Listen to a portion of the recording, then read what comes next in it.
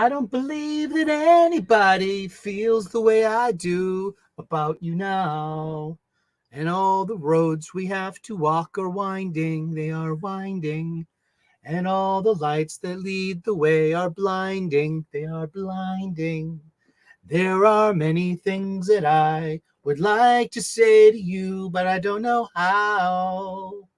And maybe you're gonna be the one who saves me. And after all, you're my Pikachu. That's right. Hi, how's everyone doing today? Good to see you. Welcome back. It's time for the live stream, the live comics book talk, the one that you've been waiting for all week. It's the Geeky Chill stream you've been looking for here on the World Wide Web, the interweb. That's right, the information superhighway, the anti-social media. That's right.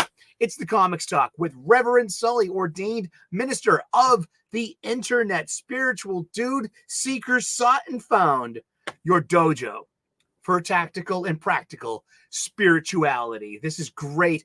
How are you doing on this fine Saturday at right near the end of April? It's almost May. You know what's coming up next week, next Saturday? You better pencil it down. Make a note on your iBuddy, and it's next Saturday is the first Saturday in May. For the past 23 years, what has that meant to us, the comic book fans? It's free comic book day. That's right, free comic book day is coming to your local comic book shop, your LCS. That's right. And while you're there, pick up some supplies. Don't you need bags? Don't you need boards? Don't you need boxes? Well, spend your money there at your local comic book shop.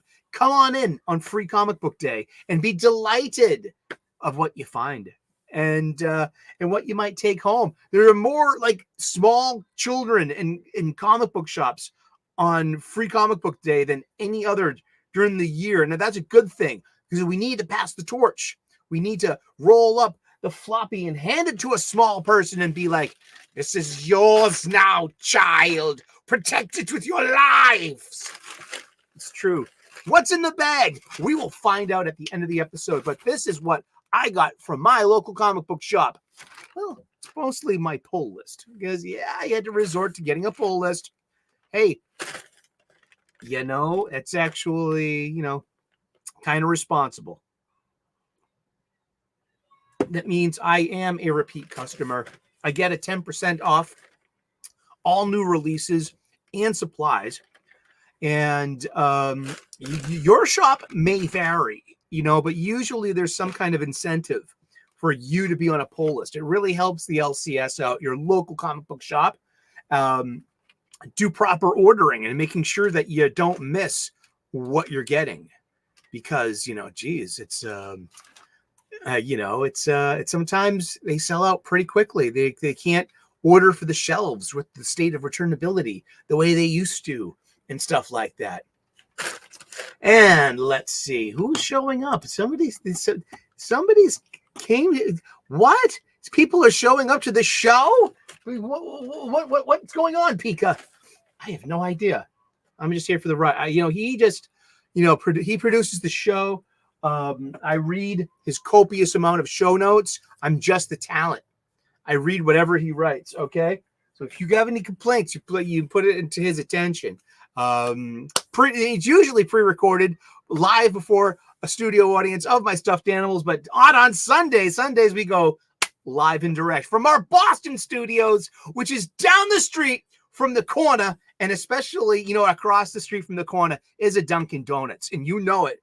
All righty. Who showed up in the chat? Let's see. Oh my goodness. Yule Carter getting revenge on me because usually I have an unspoken kind of competition with Fantinuum to leave the first comment of the day for his Tuesday live stream, 8 p.m. Pacific, 11 p.m. Eastern. It's past my bedtime, but I watch it first thing Wednesday morning, at least the first 45 minutes. While I'm getting ready, having my morning cup of coffee, my breakfast, and and getting ready for my day, and then I'll watch the rest of it when I get home. You know what I mean? Chilling out. It's because it's a nice. Yule Carter has a great show. You should subscribe to him. And also, if you need a local comic book shop, his deets are in the details. Hit Yule Carter up at Fantastic Comics of Berkeley, California. You could be your own mailbox away from having an LCS, a local comic book shop. That's right. Yule's hooked me up this week. A couple of things I missed at my LCS, you know, and a couple of variant covers too. He put aside for me Amazing Spider-Man's 47 and 48 because they both have Peach Momoko variant covers. I am a sucker for Peach Momoko. And but Yule said hopefully his Dodgers swept the Jays and everyone's doing all right.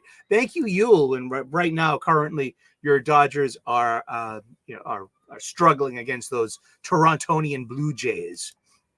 We got Yule Carter. I mean, we've got Lane Kramer making fun of Yule Carter. Ha ha ha! Yule, the Dodger fan, and Lane Kramer. Hey, Reverend Sully and all the chat crew. I wish I got a percentage off of my sub, but LOL, it does not. Maybe that's something you can renegotiate with them, and maybe even see if there's a competitor. You know, I'm not trying to say about loyalty or any. I'm loyal to my shop. An inch. I'm loyal to my shops.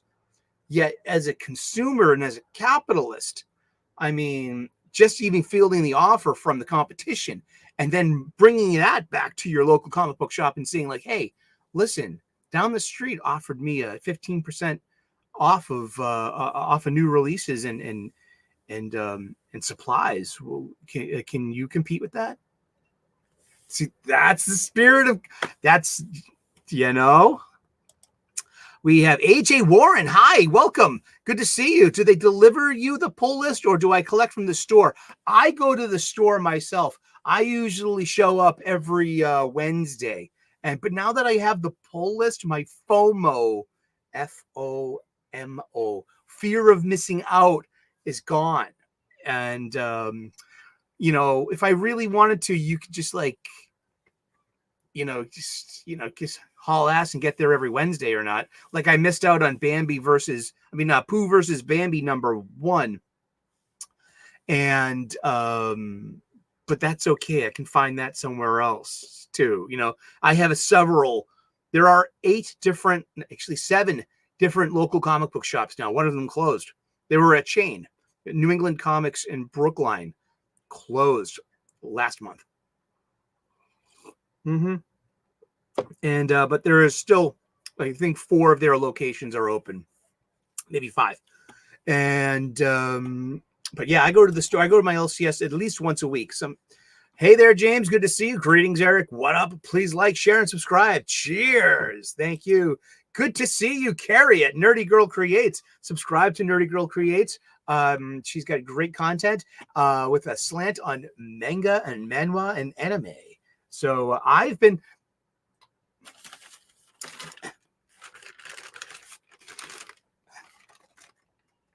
See something in there that just it's a little incongruent with the others. Because last week we got this. We got Berserk Volume 1. This is how far in Berserk Volume 1 I got. And eat farts. See, yeah, that's haven't got very far in that. It's brutal. It really is. The artwork's amazing. But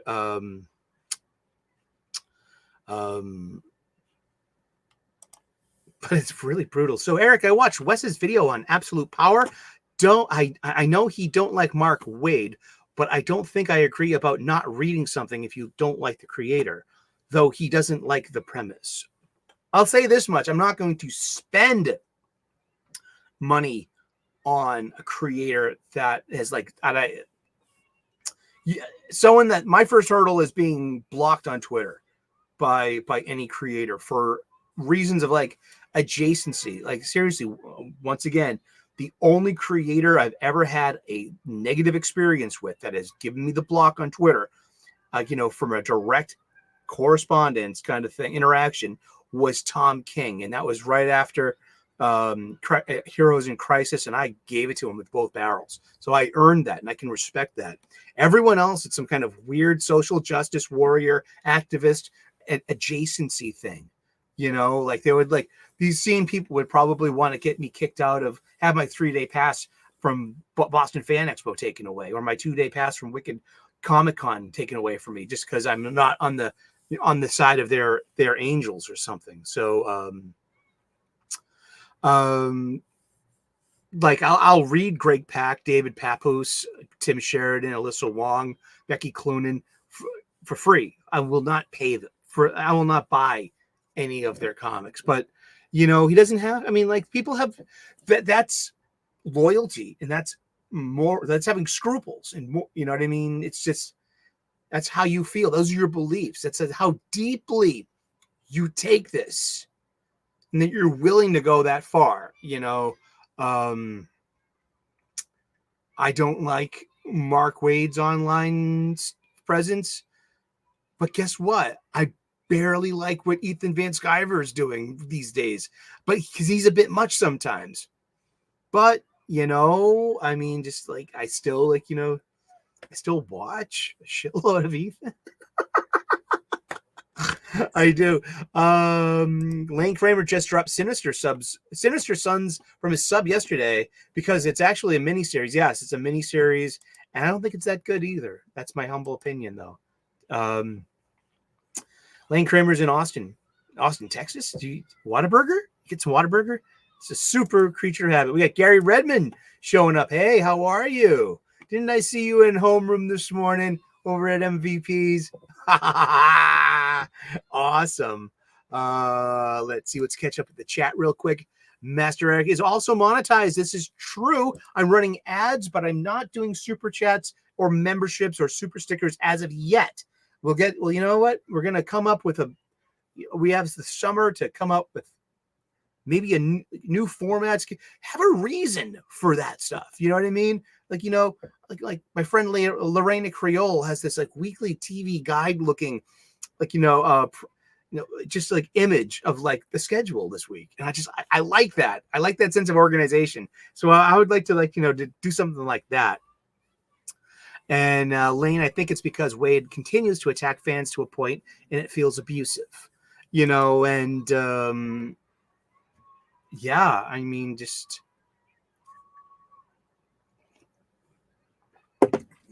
comics should not stress you out. Comics is not a purity test. And I don't agree to any of that. And only, like, you know, why is it certain voices want that level of purity? It's just, and I don't know. I just think that's weird. And spoilers. No, I sent a picture of it the other day on Twitter, and good. So that's a blessing in disguise. Absolute Power feels like something that could be taken care of with a good wiki entry, but I'm interested in the books that follow after AP. Yeah, I mean, I think that the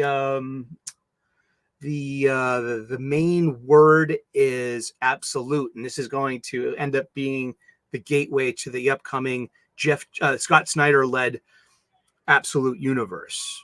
And I hear you.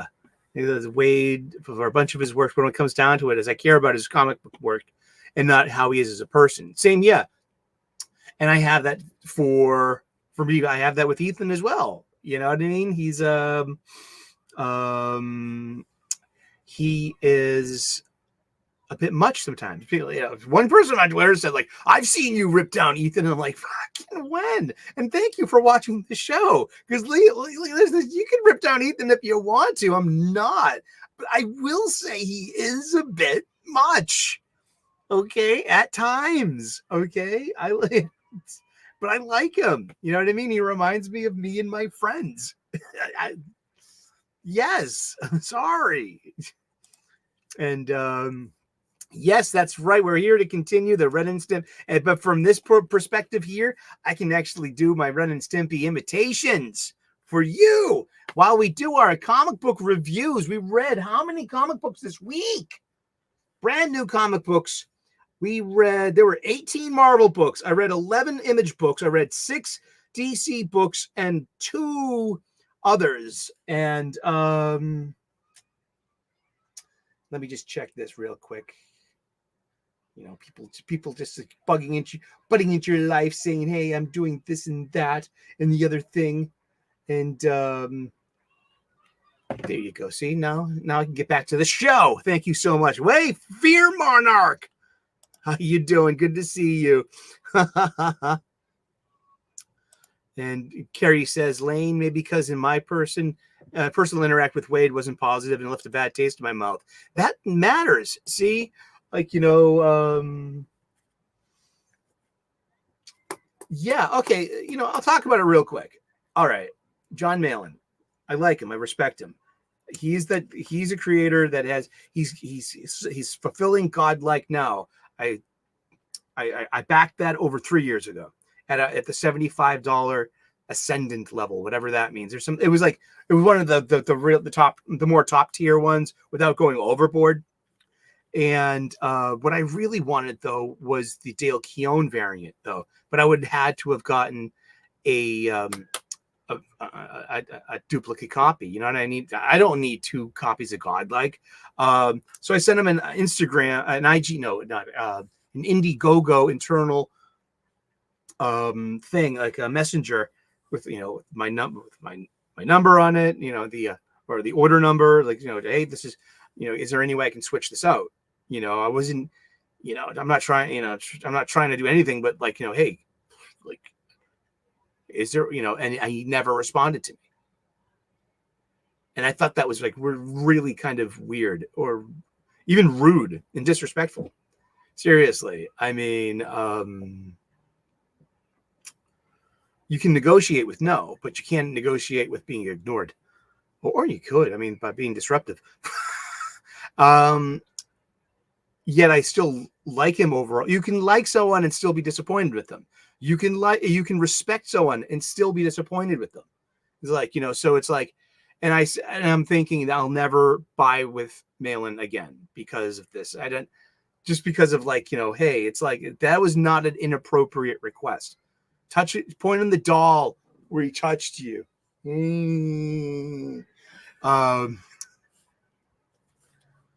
But also I'm like, I kind of changed my mind too, thinking about it.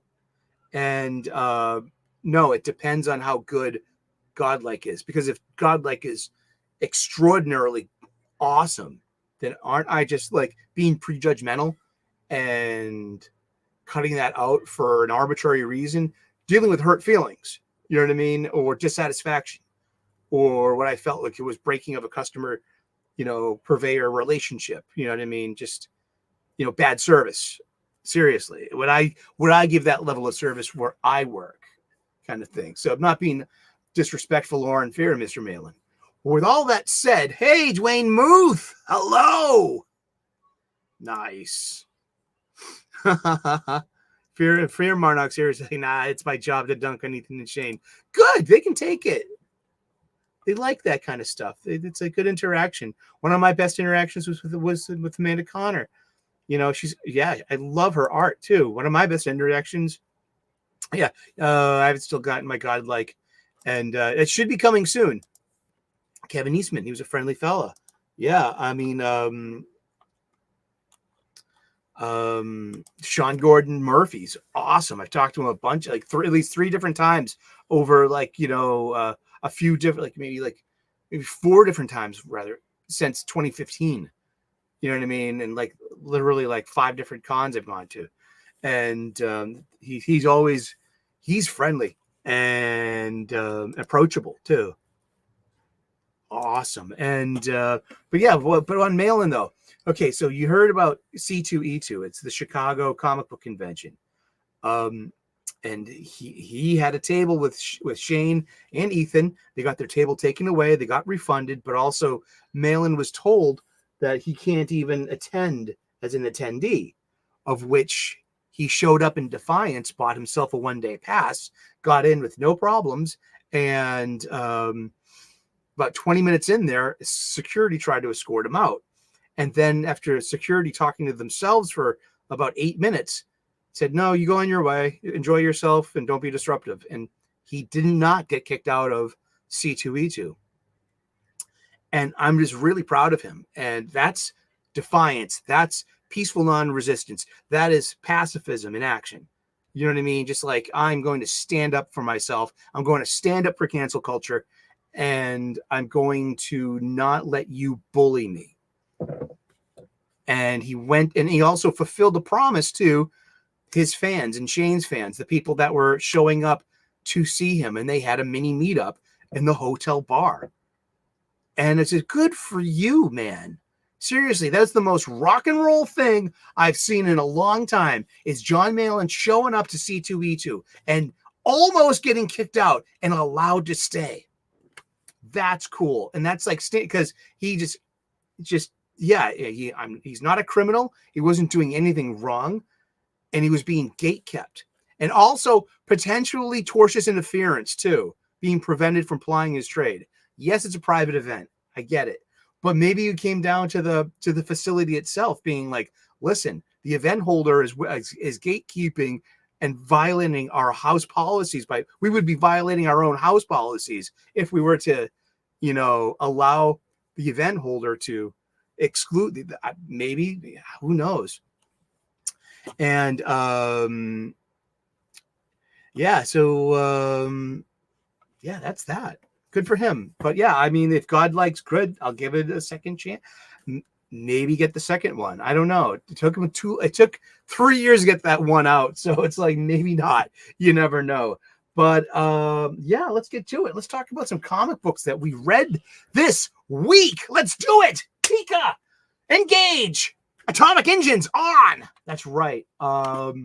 Speaking of someone that's blocked me on Twitter for whatever apparent reason about adjacency, or me being stinky because I'm one of Ethan's or one of Cecil's or one of Anna's, the list goes down and down and down.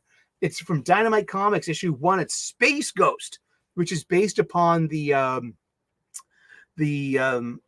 cartoon of the 1960s. And it's written by David P. Poose. You kid. Yeah, and it's like putting people on a list and taking care of them. And yeah, I mean, oh, hey, AL, how you doing? Good to see you. Hello. But no, I know that wasn't cool. It's you fucking make content, you shoot from the hip. It's unscripted, it's unfiltered, and and you try to make jokes or cultural references, and it's like, you know what? Sometimes you can cut too deep, or say But it's David Papoose, and it's Space Ghost. It's like a serious attempt at Space Ghost. So, and it's not fun. And it just, it's an issue 1. It reads like 1. I mean, the art is like, it's just very like lots of lacks of backgrounds and shit, so it's very digital. That's okay. I mean, it's not made for me, and I would never buy it because I can't buy anything written by David Papoose. So sorry, Mr. Peepus. Again, a papoose is a Native American snuggly, like where you would keep the child in. And peepos, peepos. I don't know how to say your name, but you know what? It doesn't matter. I should keep your name out of my mouth. That'll be just better for everyone, huh? There's over on Titan, we have Conan the Barbarian number 10, written by Jim Zub, art by is it Francisco? Where's the credits? So many credits on this page. Not one of them is the artist. De La Torre. And is it on this page? It's on this page. It's Rob De La Torre. Okay. But it's great art. And Really enjoyed it. It has King Kull as another like adventurer in this, and I thought that King Kull was like a discount Conan the Barbarian, something like that was done by Marvel Comics to kind of like, you know, just another fantasy character. I didn't know how much they interact and like if they had the same world. Apparently, yes, they do. And isn't Red Sonja part of this world too? I don't know. Maybe it depends on who owns the property at the time or who has been licensed the rights, you know.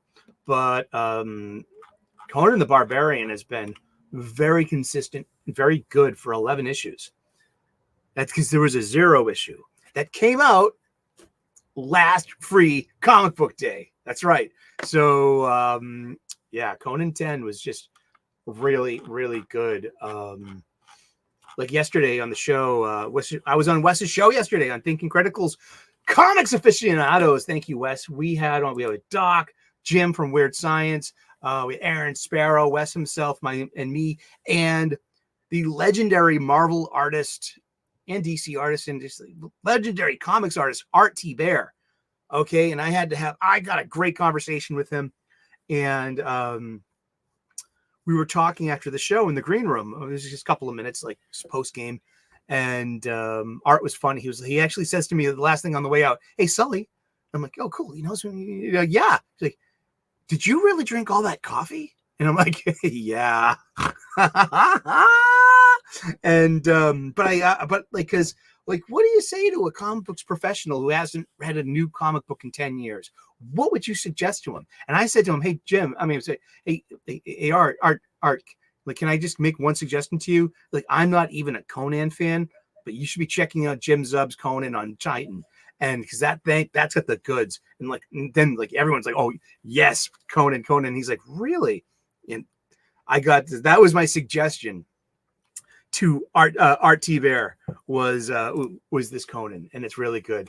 Over on Image Comics, I read Bloody Dozen #5, which is of vampires in space, like 20th century vampires in outer space future. Like, so it's like it works. It's a mishmash of sci-fi and horror. And I thought it was good. There was Drawing Blood #1, written by it was created in the story by Kevin Eastman of Teenage Mutant Ninja Turtles, and he does a couple of flashbacks too. He just Ben Bishop does the layouts, and Kevin Eastman, finishes the flashbacks. And the Kevin Eastman stuff, you got to realize I am a Generation 1 Teenage Mutant Ninja Turtles reader from the Mirage Studios days. It's kind of hard to separate the cartoon from the comic book, but we old comic book people actually don't mind that one bit. The cartoon, it's 1990 movie. It's its own cultural phenomenon, but its humble beginnings as a serious American style manga is and Kevin Eastman did the art, and it just brings me back. And I thank you guys so much. Yeah, it was a good show. I had a lot of fun too, and I like dropping in my accent and hamming it up a little bit, But Drawing Blood, yeah, it's a decent story. It's just like it's a shoot 'em up, crimey kind of thriller. And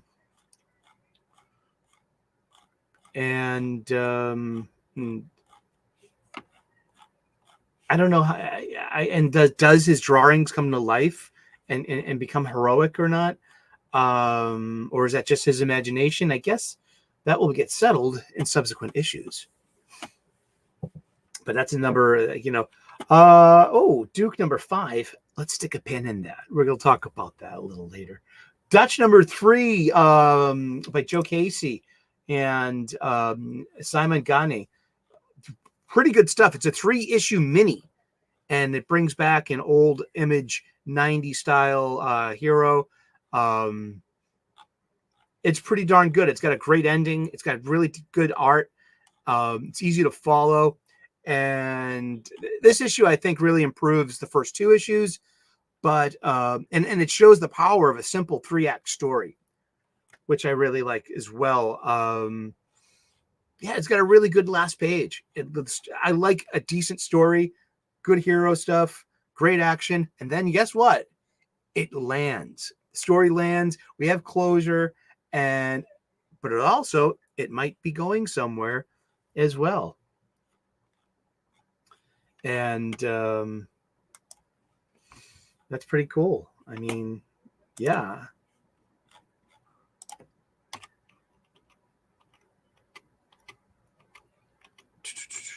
It was in 1994, and 30 years later, they're coming back with Blood Squad 7 from Joe Casey, and a new monthly set in the modern Image universe. Interesting.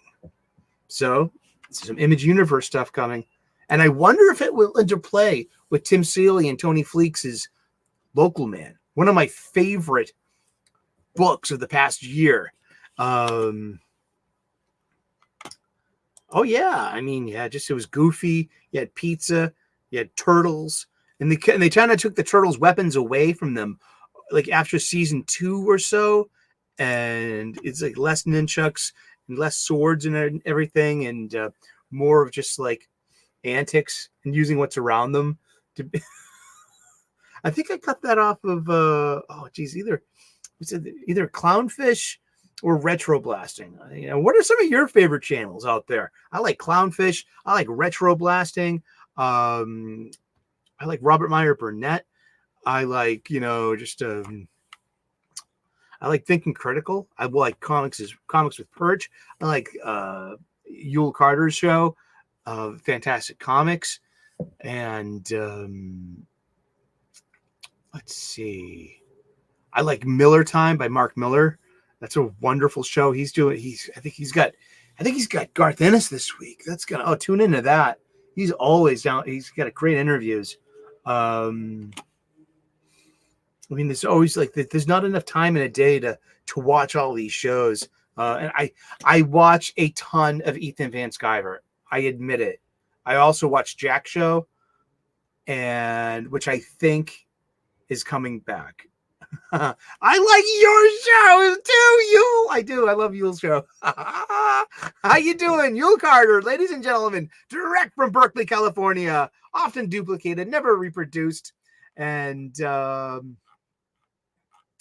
let's see how your Dodgers are doing. Let's see, because my Red Sox are playing tonight at 7. We're playing the Chicago Cubs. Hey, you got on the board. But you're still down 3-1 in the top 8th. And the Red Sox won 17-0 against the Chicago Cubs yesterday. But also, tomorrow we play your San Francisco Giants. But I don't think that yours your Bay Area local team. I, for one, despise interleague play. I think there should be a constitutional amendment banning the use of AstroTurf, but also the designated hitter and also interleague play. I mean, and just exactly. I'm looking forward to Blood Hunt. Yeah. And I got the Red Band edition, which is $1 more, but also it's coming in a sealed plastic bag. So am I going to open that? I don't know. I don't think I'll even open the bag. Like that copy of Doom Patrol 1, with the scratch off cover. I never scratched it off. I got that and then I put a piece of wax paper over it or something, so it won't stick to the inside of the polypropylene bag. You know what I mean? Yes, it's a sealed bag, the red band edition. Good thing I get like the pirate chest full of Marvel comics. You know what I mean? Mm. Hot chocolate with a huge scoop of marshmallow fluff. You're looking at a person that needs a sugar rush. You know, when you have to deal with Pikachu on a quasi-professional basis, you know, you too would you need something sweet. Feral number 2 by Tony Fleeks. I passed on this at the comic book shop. They had issue 2 on the shelf, and I got issue 1 last month, but I passed on it. I read it. It's a good read, but I mean, I don't mind checking something out. Like same thing, I passed on Dawn Runner issue number 2 by Ram the Fifth. I mean Ram V, and I don't know. I've been there, done that. You know, kaiju versus giant robot thing. It's like I'm waiting for Shane Davis's Inglorious Rex 2. You know, so, and I'm also reading, you know, Godzilla versus Kong. You know, Justice League versus Godzilla versus Kong, which is wrapping up too. But yeah, I'm just kind of like, yeah, over it. Yeah. So yeah, Feral 2 was okay. It was good. It was a good read, and it's going somewhere, you know. And will our house cats ever get home? You know, they each have their own. It's issue 2. They all have their own. The 3 house cat survivor friends are being helped by some feral cats. There's an outbreak of rabies, and so they have to avoid. Not just the humans are out there that want to basically have a culling of all these houses. You know, it appears that like all the house, you know, with the rabies outbreak, all pets have to be destroyed. You know, and all, you know, so you have the feral cats with the house cats avoiding the rabies pests, the rabies dogs and cats out there, and then one of the 3 was bitten, and their eyes are slowly starting to go red, so you can see the infection is slowly taking over. And then the other one was this Lord, who is the attention, he has no attention span and he's a little crazy. Why? Well, this happened to me once as a kid. We had a cat, Kitsy. Yeah, a beautiful black cat. You know, I named her Shadow, but my mom said Kitsy, and it stuck. And but we had to get Kitsy's claws taken out because it was either the cat's got to go or her claws got to go. So what could we do? I mean, she ruined 2 sets of couches. You know what I mean? It just hey, Lithador, how you doing? Good to see you. Welcome. And but it did something to her personality, and she was never the same. And so I have a lot of empathy for Lord, the cat that seems to be like, you know, he's a little off, but also it's like we have the revelation, like, you know, where are your claws? How did you get up the tree? He's like, I don't know. You know, he scampered for dear life, but he couldn't get down because he had no claws, and that was the reveal. Like, you know, what do you mean? What do you mean he doesn't have any claws? You know what I mean? Like, and then it has the flashback to like a story that I'm kind of familiar with. But yeah, Feral 2. We have Forge number 7 by Greg Rucka. It's oversized, and it's just like, you know, if you know Greg Rucka's stuff, like, are you going to call Greg Rucka woke or a Greg Rucka an intersectional feminist? No, because he's been writing the same kind of stories for about from what I know, for about 20 years. They're female-led, strong, stunning, and brave. It's kind of like he kind of like wrote the book on that stuff, and, you know, no pun or all pun, you know me. But it's like, this is like a Warhammer 40K story with female custodies. You know, it's a SEAL Team 6 all the, the Empress's best warrior women. It's like, yeah, it's just like, and it's sci-fi, and it never grabbed onto me though. But just avoid a 3-second rule. Yep, mind your sense of humor. You can be hurtful with that thing. I know I've hurt many people's feelings with just like with my bluntness or my just. I have to be aware. I have to strive for a safer space. Okay, I know. Rucka never phones it in. That's a good way to put it. Yeah, he sticks to form, but he never. Yeah, he's a really good writer and tells a good story. And everyone in the chat's talking about One Piece. I'll get there sooner or later. Won't I? Will I? Maybe. The Forged was bad. I gave up at issue 4. Yeah, I get it. It's just so long and boring. Yeah. Oh, One Piece. Yeah. I thought you were talking about the Forged for a second. That's the thing about chat. You have to what? Monstrous number 51, written by Marjorie Liu. Art by Sana Takeda. This is really decent. The story so far. Micah, Cuppa, and Ren have found refuge in the Spice Islands, but not everyone is happy about their presidents. Leaders of the Wave Court blame Micah for the destruction of her father. For the destruction her father has caused by seizing control of Zin and waging war across the continent. And the daughters of Micah's surrogate aunt, Suri, blame Micah for the abduction of their brother Seizi. And so it goes. Micah is an arcanic young woman, former slave of the Kumian witch nuns and survivor of the Great Wars. Ruthless and haunted, she is a direct descendant of the powerful Shaman Empress and Zin, an ancient and dangerous god that now inhabits Micah's body and mind. Determined to uncover the truths of her mother's secretive life and death, she currently possesses 2 of the 5 fragments of the mask of the Shaman Empress, which have been hidden throughout the known world. So she's on a quest to reunite all 5 pieces of this mask and to reclaim her birthright. And it's Marjorie Liu, who 20 years ago was really setting things on fire at Marvel Comics. Specifically, she was doing. I think she's the co-creator of Wolverine's son, Daken, which means mongrel.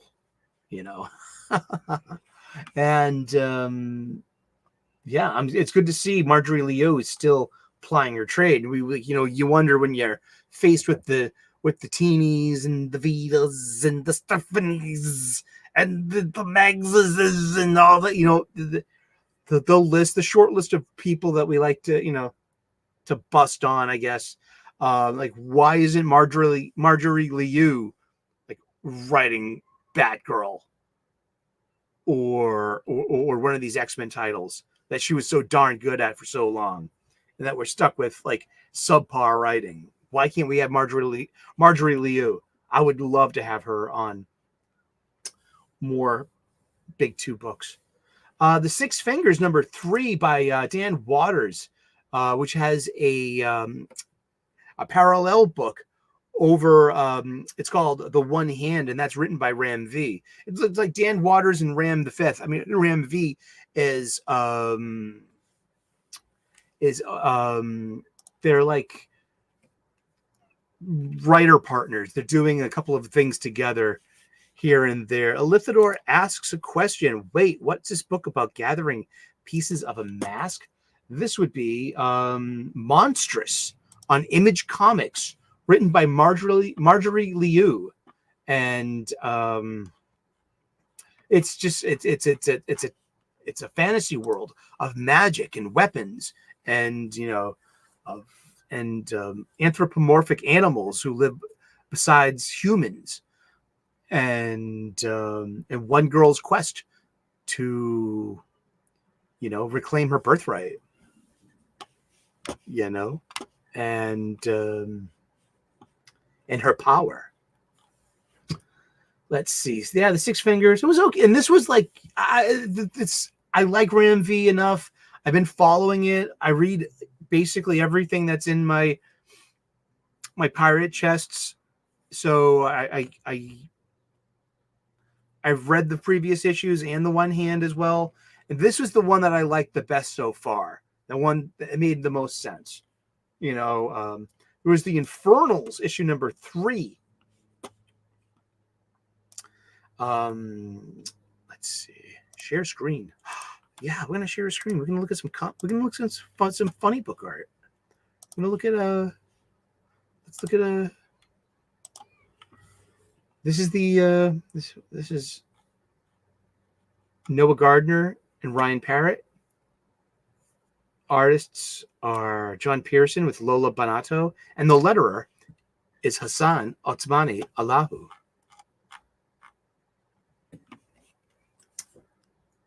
And the letterer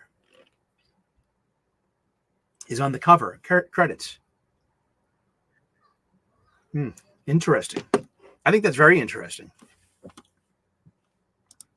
I don't know if they just like to showcase his name because, he's got an exotic sounding name. And my first thought is that, like, how did you negotiate that? Do you get more, money because your name's because you, the letterer, are on the cover of the magazine as well? Or is that just, maybe it just looks better for the whole representation quotient thing? Is that box checking? Because it's like, I've noticed that recently, and only in his case. I mean, I don't know. Am I wrong? I could be. AJ Warren asks a good question. Is Joshua Williamson writing too many books at the moment? It's a good question. I say no. I think he's doing the yeoman's work. I think he's doing solid jobs for. We're going to get back to what he's doing when we play What's in the Bag, because we're going to get what's in the bag. And so we'll talk a bit more about Joshua Williamson in a minute. And because we'll get to the DC comics as well, What else did we read this week? The Infernals number 3. World Tree number 9.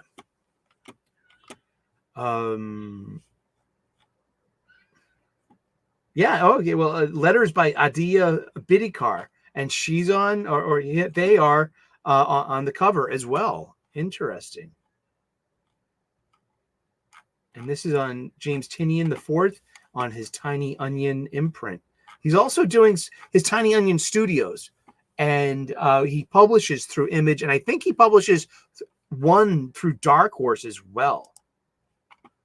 So yeah, I mean, then there was Universal Monsters, The Creature from the Black Lagoon Lives, and that's with Dan Waters and Ram V, and Matthew Roberts is the artist with Dave Stewart on colors, and DC Hopkins is the letterer, but they're not on it. This is a Skybound book.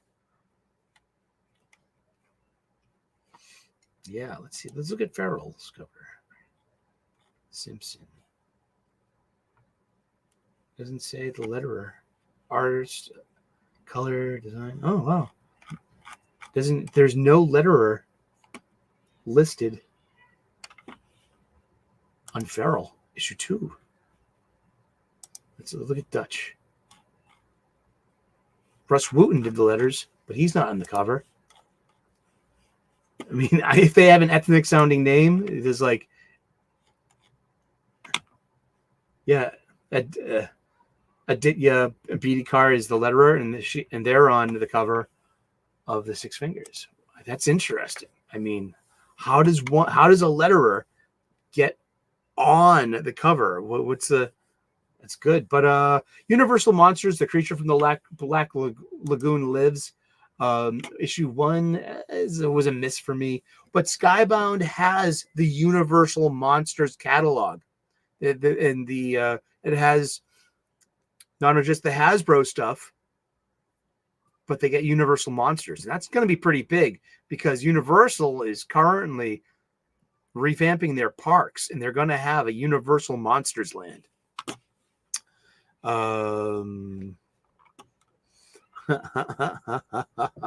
It's hard not to get behind on chat here, seriously. But you have to keep up if you want to play along.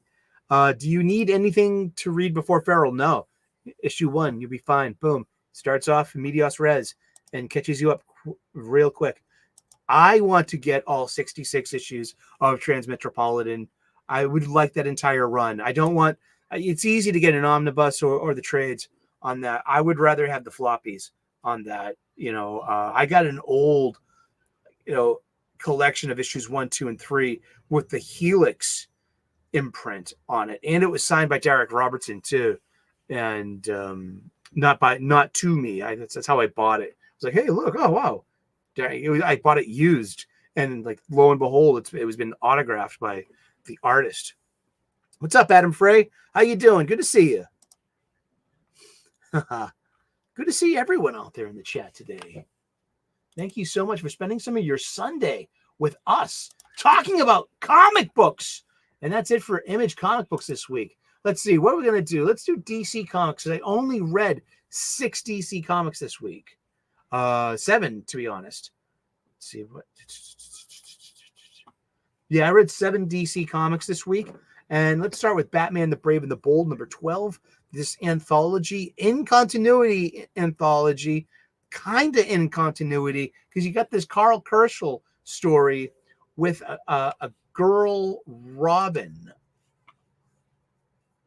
And it's like before Dick Grayson. So it's confusing how it fits, if it does, because the Artemis tale fits. Artemis of Bana Midgal of the Amazons, the redhead, the fiery redhead who is Diana's once nemesis and now ally.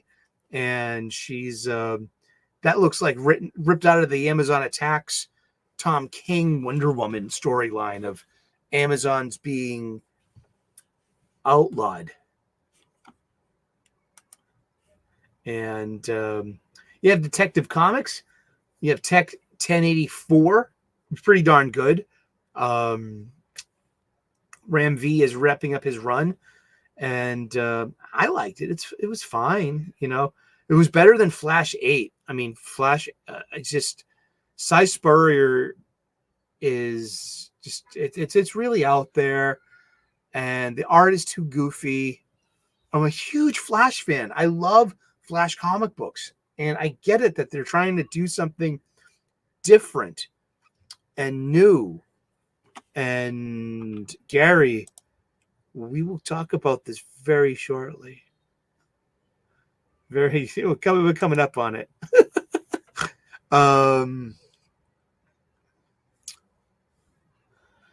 Yeah, the floppies aren't expensive outside this for a couple of issues. Yeah, exactly. And then they changed the imprint to Vertigo because Helix just didn't catch on. Helix was supposed to be like a Vertigo for sci-fi books, and it was kind of like, nah, let's consolidate. Boom. So Transmet stays Vertigo. And let's see. Yeah, Tech 1084. I like this story. So I'm not like... I like the art. I like the slow burn. Batman's kind of died and been reborn.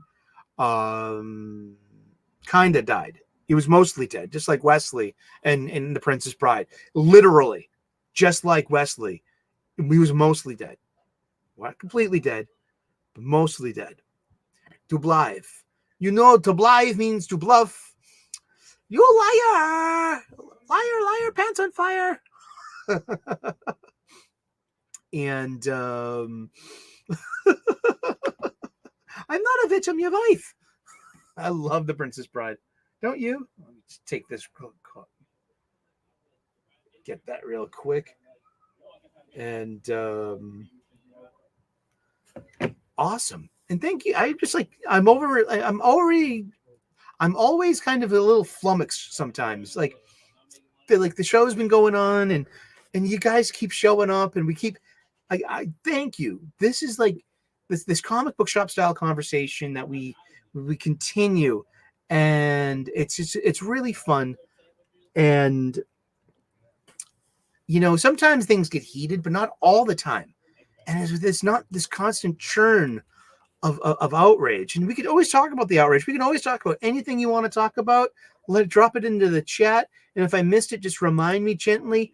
Hey, Dr. Nitrogen, good to see you. How are you today? And you read Dawn Runner was pretty good. And if you find this, I'm Already Dead, number 3, was the most infuriating comic you've read in years. Is that a compliment, Elithador? And did you like the Dan McDade art in that? Thank you, Carrie. And I hope everything's doing good. I hope mom's treating you well and she's doing healthy and all your stresses turn to pure sunlight. Namaste. Woo! Harley Quinn 39. Oh, wow. This Teeny Howard, Sweeney Boo. Is this a Sweeney Boo one? No. It's not Chiapustos. It's all over the place. It's kind of like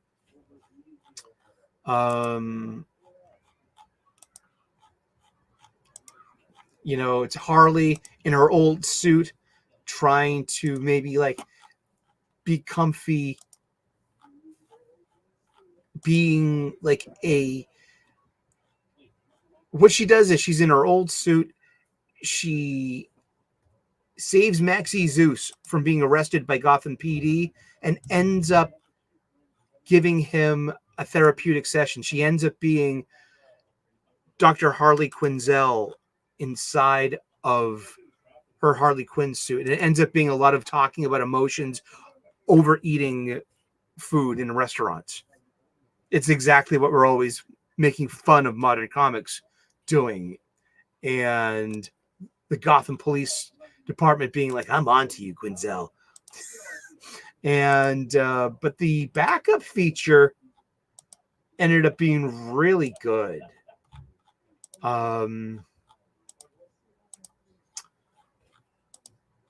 It's called Quinzel, Cosmic Corsair. Here, yeah, I'll show a little.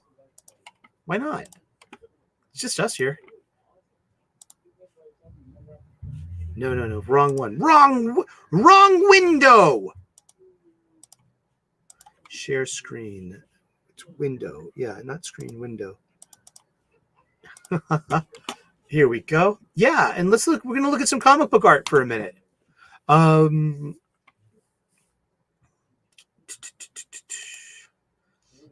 didn't. That's nice. That would be cool. I don't mind Riley Rossmo that much. Sometimes, it just doesn't fit tone-wise like it did in Tim Drake Robin. But other things, too. You ever read his Rasputin?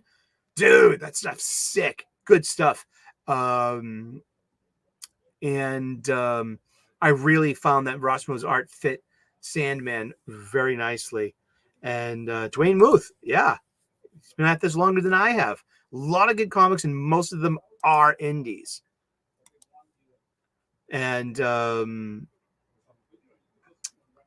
Adam Frey's like, Free Comic Book Day is this coming Saturday. I am looking. I'm going to go to like 2, at least minimum 2, probably maybe in 3 different comic book shops. I have 7 different local comic book shops, 8 if you count Fantastic Comics in Berkeley, California, because he mails them to me. There's one en route. I shop at Fantastic Comics in Berkeley, California. I mean, we have a whole continent separating us, but from the Bay Area to the Boston Harbor, we are connected by our love of comic books and our hobby. Ain't that cool? I thought so too. And I saw some black and white art of his on Twitter that he was selling original art from one of the pages from Sandman, and it looked great, especially without all that digital gobbledygook that they just plop on top. This is Story, Art, and Colors by Erica Henderson. And Letters by Hassan Otsmani Allahu. He's everywhere. That Hansel, he's so hot these days. And this is really, I like this a lot. It's like Harley Quinn Barbarella. And it's like a romance book. And I like the way Harley's drawn. I think this is funny. It's got this Mobius kind of aspect to this art. I'm really, as much as like we can dash on Harley Quinn, for the most part, the backup features in Harley Quinn have been pretty much solid, especially the Kelly Jones stuff that he's been drawing. I know that it's a little bit squirrel girly, but just a little bit. And then she wakes up. And so it's kind of like Little Nemo in Slumberland. But it would have been that if it was only like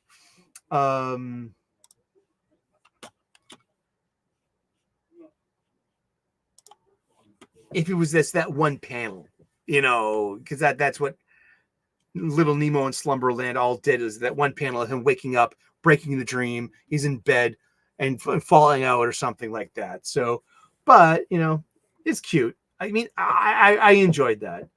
And let's see, what else do we have this week? Tech, Harley Quinn, Flash, Brave and the Bold. We have Green Arrow, number 11 by Joshua Williamson. We're going to come back to Lithidor's question. Do you think Joshua Williamson is writing too many books right now? Now, I don't mind Green Arrow. I didn't read 1 through 6. I did not. Which would have helped color my opinion of this, where like what am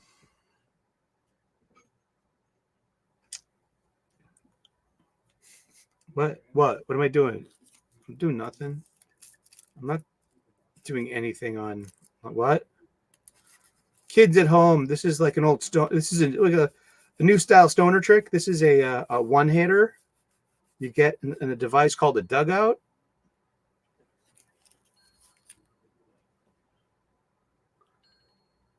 This is a bat. It's part of the dugout system. And it fills up with your favorite tobacco smoke in the chamber in the front. You can also hold on to a bit of that tobacco here in its catch-all. And it hides like this. It's good for discreet on the street when on the go. And this is a 1 gram pre-roll here that's taxed and legalized and from a dispensary and adult recreational use here in the Commonwealth of Massachusetts. And what I do, instead of like just smoking a joint, I can make one joint last about a week. And I'm an old man now. I don't need smoke a whole joint before I smoke a whole joint anymore. But exactly. Oh, it wasn't your question. I'm sorry. Okay, so let's roll back a little bit. I'm sorry about that. I made a faux pas on the end of the show yesterday with Wes. I was like, I said Hickman when I should have said Kirkman. I got my man's switched up. This is why you can really use you being a producer right now, Pika. We have company over, which is nice. It's good to hear people out in the living room. And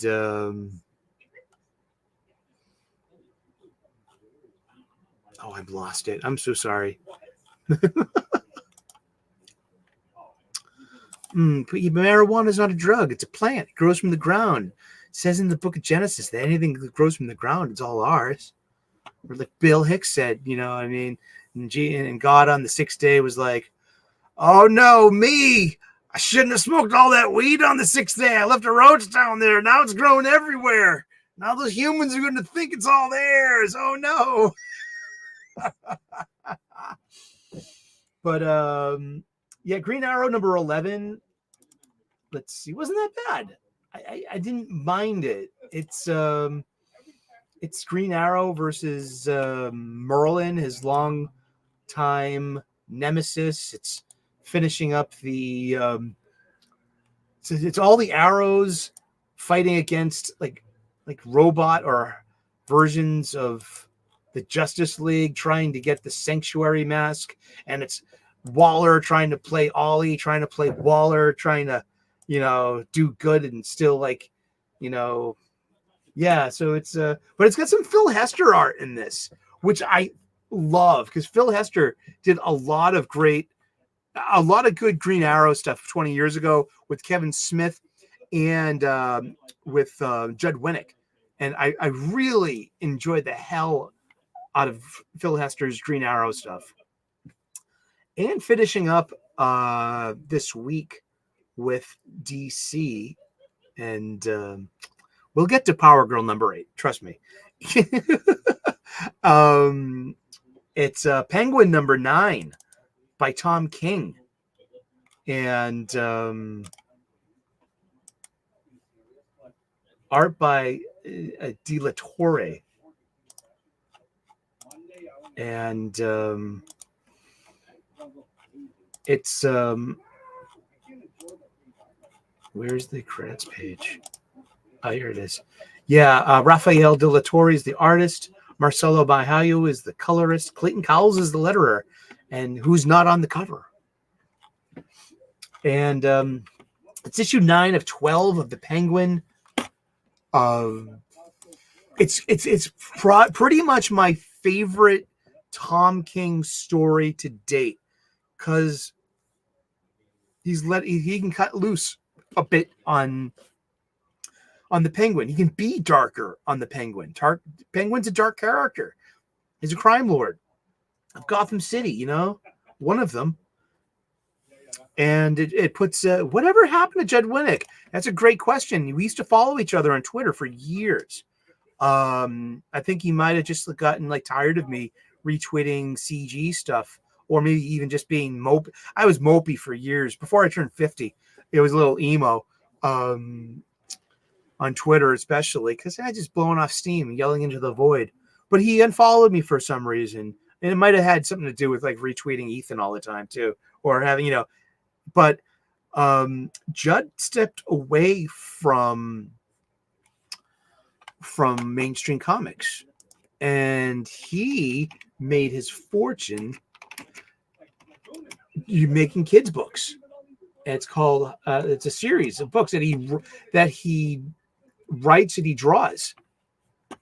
It's called Hilo, the Boy Who Fell to Earth, and I think there's 6 of them, and it was a very popular children's series. Yeah. And yeah, and he draws it too, and yeah, that's what happened to Judd Winnick. Yeah. We did Exiles. Yeah, I liked his Green Lantern a lot. I came back in 2001 to Grant Morrison's New X-Men. I was coming back from a hiatus, and the first 2 books that I bought in summer 2001 were Grant Morrison's New X-Men and Judd Winnick and Darryl Banks's Green Lantern. And it was Kyle Rayner, and it was Kyle Rayner versus Nero. And I think those were pretty good comics to come into, and then buy some trade paperbacks to lead you, to give you that reminder of what you missed, kind of thing. And sorry, Yule, you dropped the rubber game to the Toronto Blue Jays up there in beautiful Toronto, Ontario. I saw 2 games in a row there. I got to see it. The Oakland A's play the Jays 2 days in a row there. One day that they had the dome opened, and the next night it was overcast, so they closed it. It was cool. Let's see. But yeah, Penguin Penguin 9. I liked it. I got no problems with this. And it's okay. And it screams mommy issues too. It really does. You got the Tom King reliability.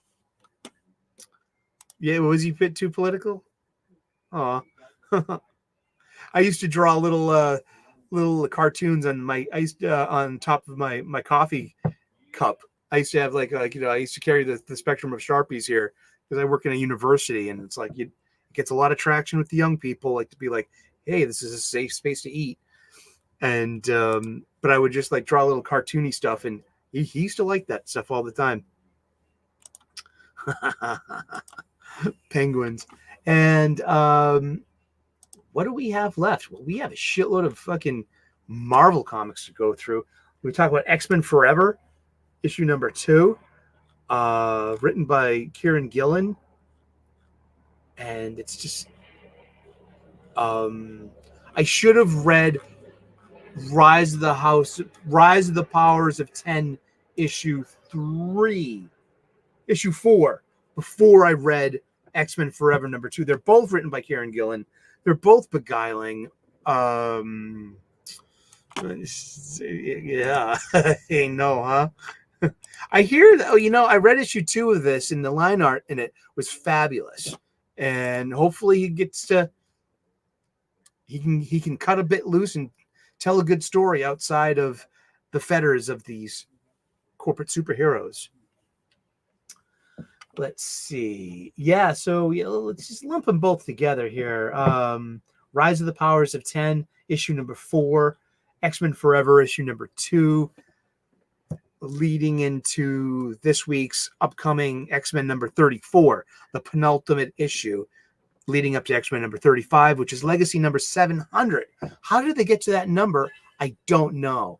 I mean, I even asked Doc, the doctor from Wes's Thinking Critical. I mean, maybe you should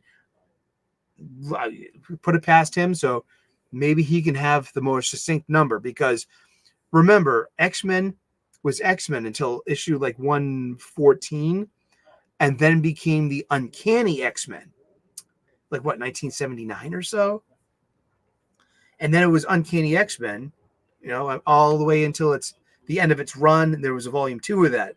But in 1991 comes X-Men volume 2, adjectiveless. So now you have 2 X-Men titles in addition to Wolverine, New Mutants, X-Factor. So that's where you had that was the big beginning of the X family.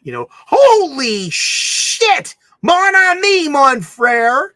James Harris, ladies and gentlemen, direct from Japan. How you doing? He'll be at the Osaka Comic Con this coming weekend, James. It's this coming weekend. You going to the Osaka Comic Con? Yeah, he's a professional artist. He did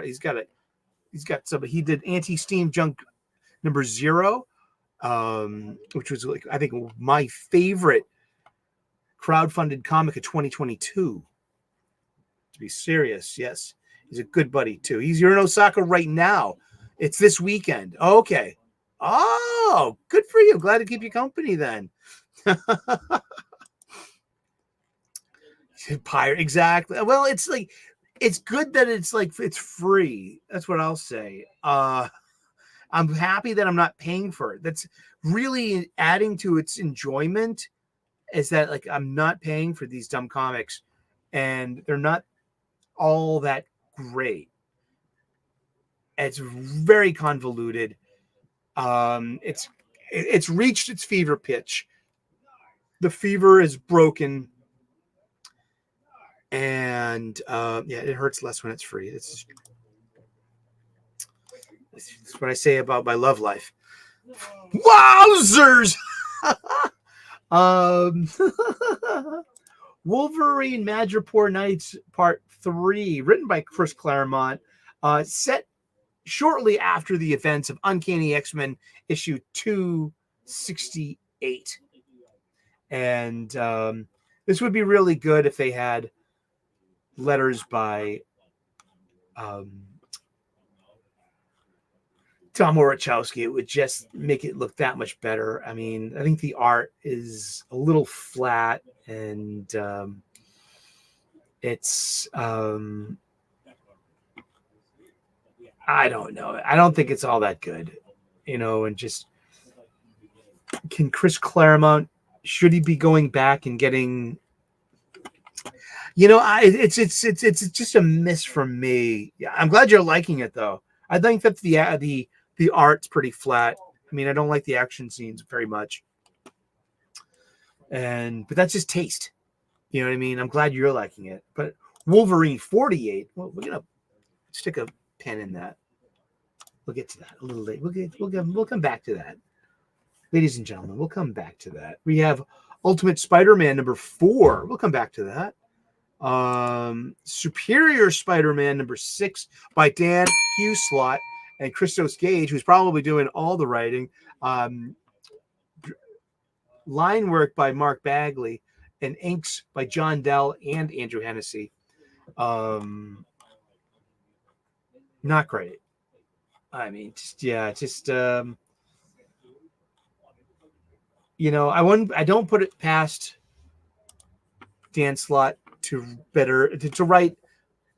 He can write good Spider-Man, and he does. He can. I mean, he's been writing Spider-Man for the better part of 20 years here and there. He's quite familiar with the character. I mean, Spider-Boy has been pretty entertaining. But this is like, it can't be over soon enough. But hey, it's free. Like I say, yeah. I missed that one. I did. We have Star Wars, and I'm a big Star Wars fan. And because what happened to Star Wars? It's got turned into a safe space. That's right. Star Wars is now Disney safe space. A safe space for marginalized aliens and peoples who think they are alien peoples, in an allegory. Safe space. Disney made a safe space. Not an entertainment, but it's a safe space.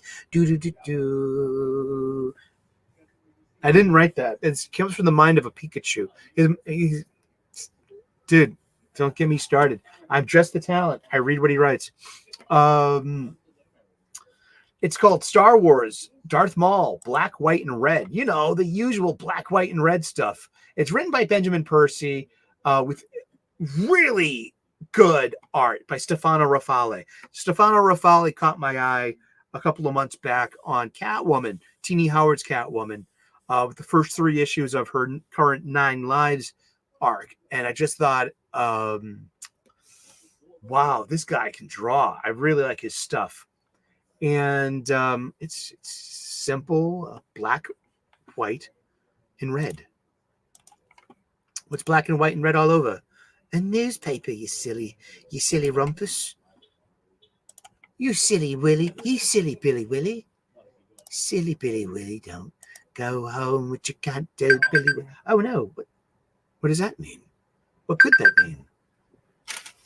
Is there something going on? Wait a minute. Literally, wait a minute.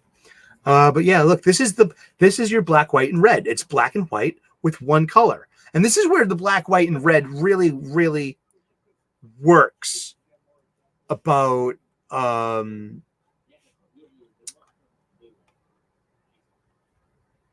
because when it comes to a Star Wars comic book, especially one about a Sith warrior, this red coloring goes a long way. And I'm really liking how spooky these things are. Just the one thing I don't like about this issue in particular is are the narrative boxes. This narrative caption, these narrative. See, you don't use. There are no more. Oh, wait a second. Oh, I can't show this on TV. Sorry.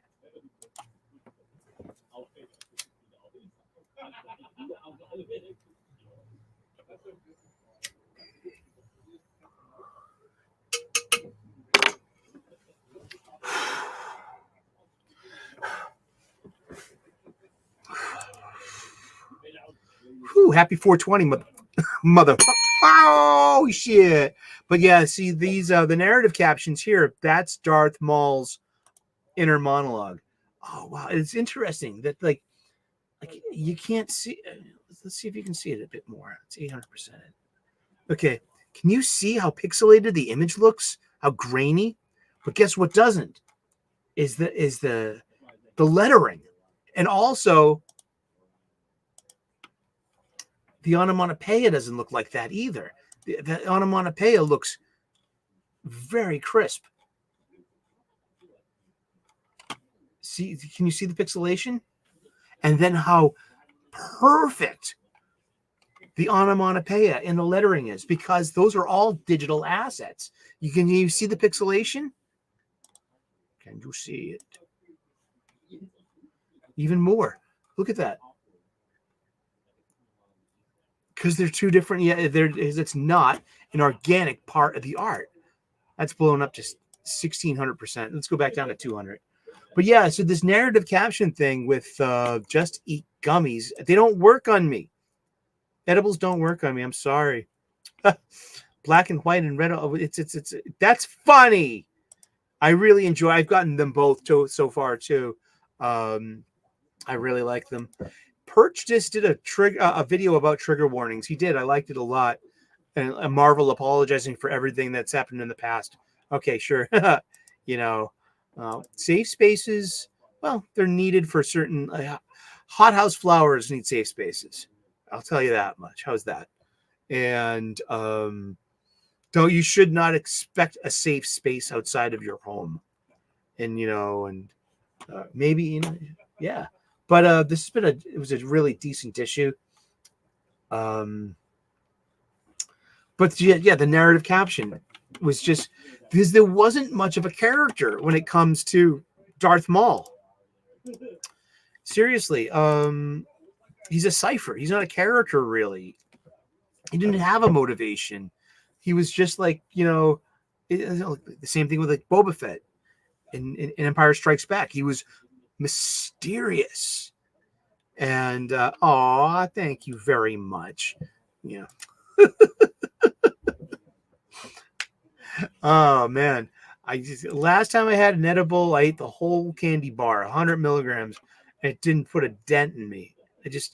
I've had a problem with edibles for a while. It worked once, like the first time I ever did it. I got a ganja goo ball from a buddy brought back from a Grateful Dead show, and I ate it and had a stack of movies we rented. It was a full body high, and it was wonderful. It was everything you read about.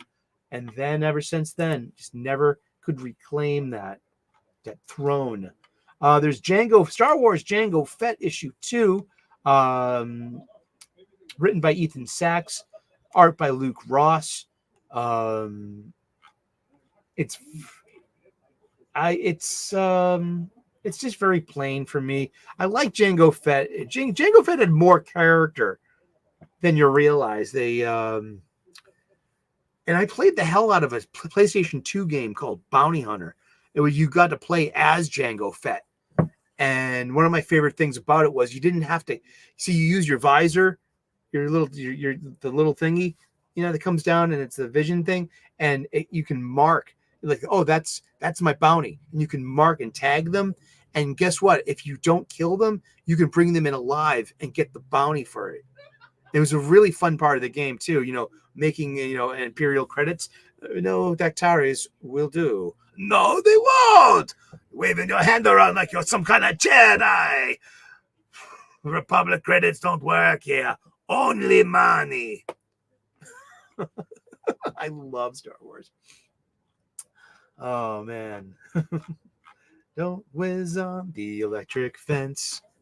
Oh, it's a game, huh? You like this game, huh? Oh yeah, it's really fun, Ren. Yeah. Oh yeah, Ren, it's really fun. But Star Wars Jango Fett. Yeah, it's just, an adventure set before the Clone Wars. You got these action figures. We got Aura Singh. We got Jango Fett. Let's calamity ensues for 4 issues or more.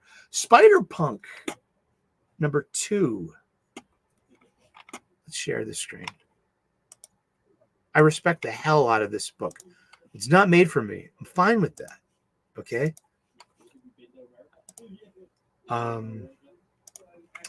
This is Spider-Punk number 2, written by Cody Ziegler, and it's swinging through Earth 138 with his axe in hand, meaning his guitar. It's like this. It's Earth 138 is like the rock and roll world or something. And so with his axe in hand, Hobie Brown brings the sound and fury as the hero of the revolution and the one and only anarchic Spider-Punk. While Riri Williams, the iron-hearted riot heart, healed up from her run-in with the OG Spider Slayer Sentinel, Hobie and the rest of the team brought the battle to Justin Hammer's front door, where they found nothing but dead bodies and the Rhino. But after the Spider Band put the smackdown on Rhino, the true mastermind brought himself to light, Dr. Otto Octavius. And but look, you get those marvelous Marvel type epithets. Cheerful, Cody Ziegler. Jaunty, Justin Mason. Magical, Maury Harrowell. Righteous, Rico. Terrific, Travis. That's classic Marvel. I like that. I kind of like the design of this page too. It's okay, but what I really like is that the story doesn't suck, but the art quality in this is really awesome. It's somewhere like, very Kevin Eastman like to me, to my eye and sensibility. It's like there's a bit of like Brendan McCarthy in here. There's a bit of Paul Pope in here. I like the art. I like the sequences. I like the fight panel. I like the layouts. This is really good. And it's this weird multiversal book that was designed and engineered to check all the boxes, as we say in the parlance of the terms. But this is very much like visually, kinetically inspired for me. Like I can see it, like these little octopuses, that they're just like the little like mouse droids. This is straight out of Teenage Mutant Ninja Turtles. I'm loving this. And our friend Carrie from Nerdy Girl Creates is writing her own comic book. And if anyone knows any kind of good hints and hacks and ways to write a script, let her know. Indeed.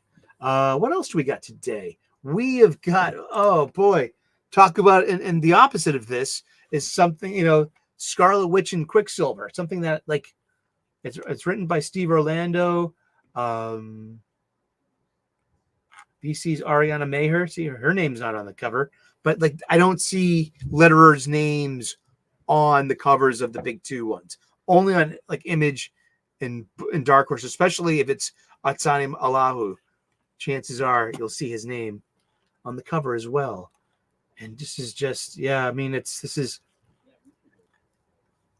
just, well, if you're fans of the character, I hope that you're getting this. I hope that, like, if you're big Wanda or Pietro fans or, of the kids, and I've always liked Wanda and Vision. I mean, I can't even tell you if they're married or if they're together right now. And the whole thing, just those, at least it's packed full of action and talking. And the talking is going on. Pietro, who's at least Pietro is very much in character of who I know Pietro Maximoff to be. Self-centered, arrogant, selfish, and quick to judge and quick to act, even rashly, but that goes with his power set. Quick to judge. And he comes to the realization by the end of the issue that Vision treats him like family, and the family that he is, being his brother-in-law most of the time. That is if Wanda is still currently married to Viz. What do you know the answer to that question, dear Marvel reader? Excelsior! Exactly. Yeah, Rise of the House of X #4. I mean, just Charles being murderous.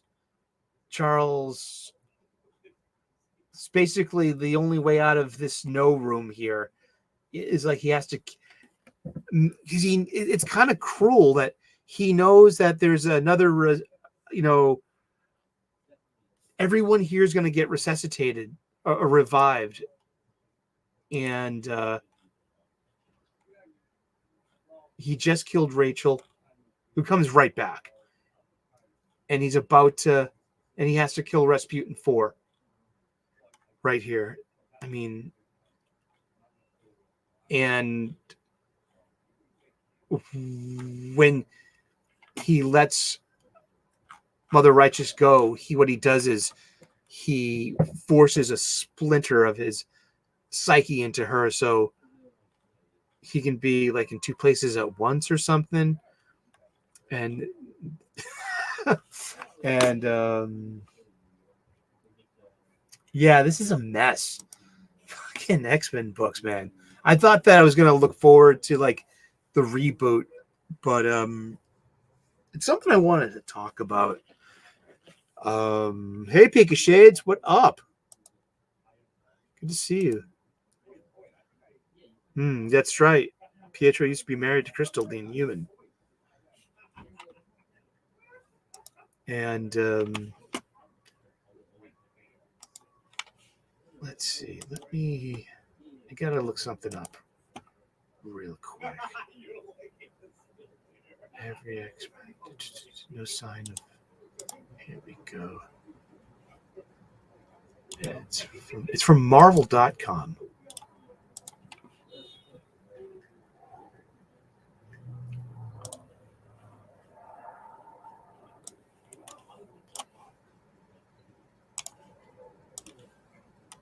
To arrange these correctly, or else.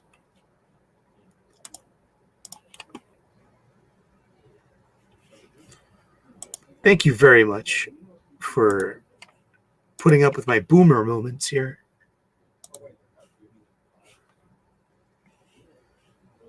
This is from Marvel.com, April 25th, 2024. It's Marvel.com itself. And Wes from Thinking Critical, when he invites me on the show, he's very organized. He's a great host, and because he has an agenda. We have an agenda.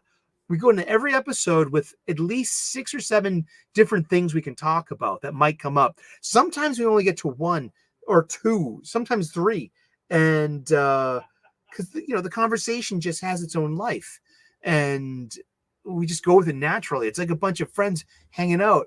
Heck, I invited Paul Chato from the Frantics, and he does all the YouTube shows too. He's a great critic of stuff, and he came into the live chat a couple of weeks ago, and he was like, "Yeah, for the first 20 minutes, it's like you weren't talking about comic books." Yeah, because we were all catching up, shooting the shit and stuff. Yeah, that's just part of the show. It's like easy going kind of thing. But yeah, Call Me Chato is great. Yeah, and I was happy he dropped by too on my suggestion. That was nice. And but Rogue leads the X-Men to a new home in Gail Simone and David Marquez's Uncanny X-Men. Oops. So this is from an article that Wes sent me for the mutants may no longer have a homeland, but they'll always have a home. Now, I don't know what I can say or I can't say. I don't know what I can say or can't say about certain things that are going on in the Middle East and on college campuses in America. I'll tell you this much, though. I used to listen to National Public Radio a lot. 90.9 WBUR. And then this other article too. The fall of, this is from Marvel.com. Jed McKay and Ryan Stegman's X-Men. Cyclops reignites the mutant revolution. The fall of Krakoa, the mutant homeland. As we, will go down as one of the darkest chapters in mutant history. But Cyclops refuses to allow the X-Men to be victims. And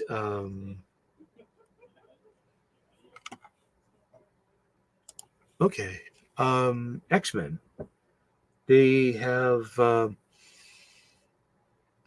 over the past couple of years with activism, and since 2015 and Me Too, 2016 with the 45th president being elected, and with the left reacting in the way that they did to that, and this whole push in publishing and in changing fictions to be with modernity, what we would consider, and rightfully say, maybe is box checking. The X-Men have become the poster child for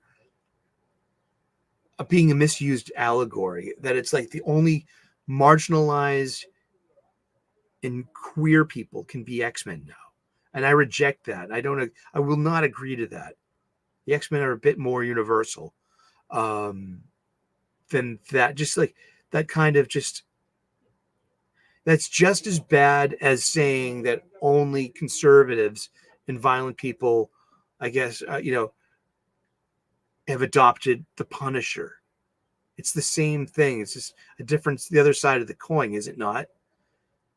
It's just as so. It's like, just because there are more typical fans in the middle that that have a Punisher T-shirt that don't feel that way, but like, you know what I mean? Or there are more typical X-Men fans that don't belong to any marginalized community, or feel any of this political stuff. But here with this kind of sanctioned over politicization. Sorry. But yeah, NPR 20 years ago, I was knee deep in the message boards at my NPR, my local Boston NPR station, 90.9 FM, WBUR, Boston University Radio, sponsored by you, our listeners, and a generous grant from, your vaccine company, your bio firm, your, this and that and the other thing, and the MacArthur Foundation. And stuff like that. Knee deep in that, and those shows would have like The Connection, On Point, Fresh Air, Weekend Edition, like all of these different shows. I would listen to NPR constantly. I was my cup of tea then, 20 years ago. And I learned the hard way back then that if you don't have skin in the game when it comes to the Middle East, when it comes to the Palestinian-Israeli crisis, if you do not have skin in that game, it's best to stay out. It is best to not have an opinion of this, because it doesn't matter how you feel and how you rationalize things. It doesn't matter how you feel. I'm Irish Catholic. I am an American person. I have a little bit of French ancestry, a little bit of Italian ancestry, mostly Irish, genetically, culturally. You know what I mean? I've got nothing to do with any of that. It's very alien to me. That it doesn't matter what I think or feel or rationalize. My opinion doesn't matter because I don't have skin in that game. I'm not part of it, because one side will literally tell you that you are an anti-Semite, or you're against, Jewish self-determinism, or you are a Zionist, or you are an anti-Zionist. I mean, they just, what? Hey, I am not any of that stuff. I'm just like, I have this opinion about the news and about world events.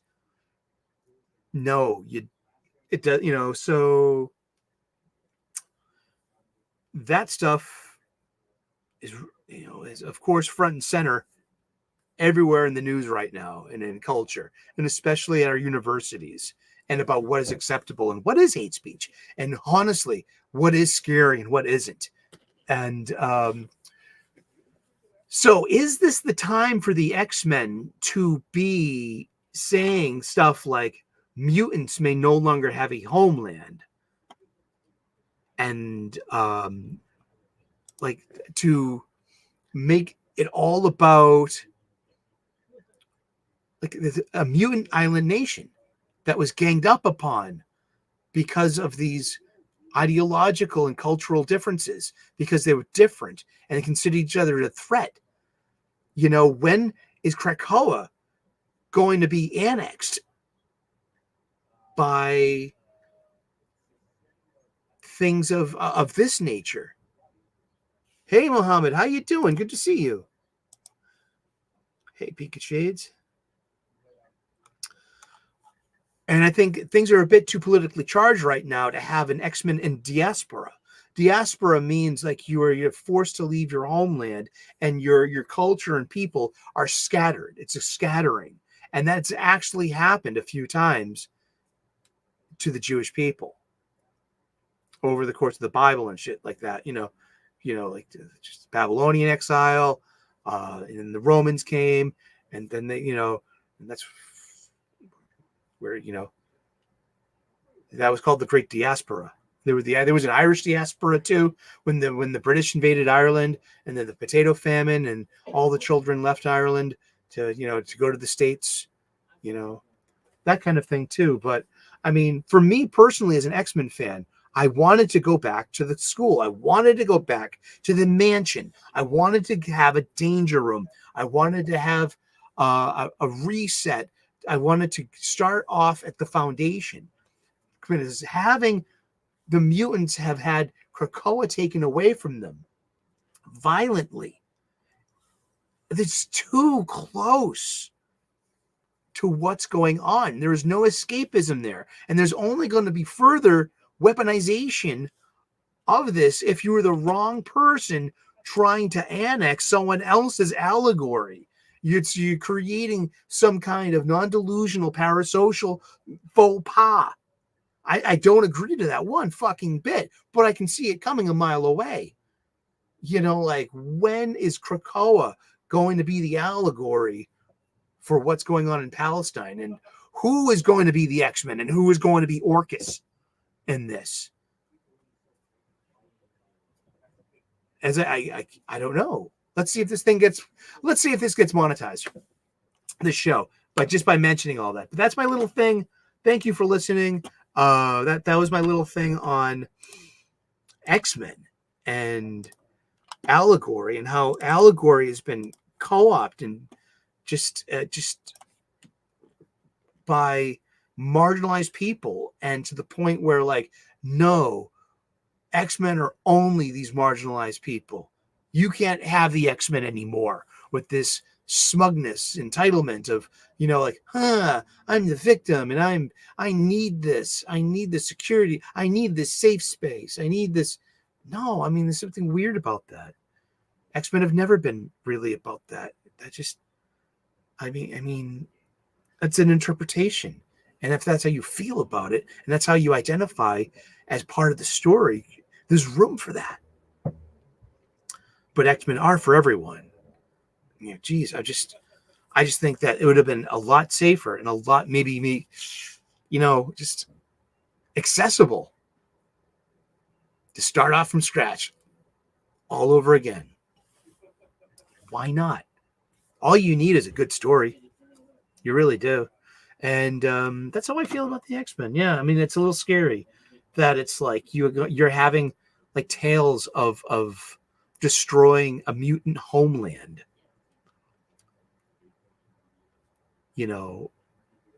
out of reasons that literally are genocidal.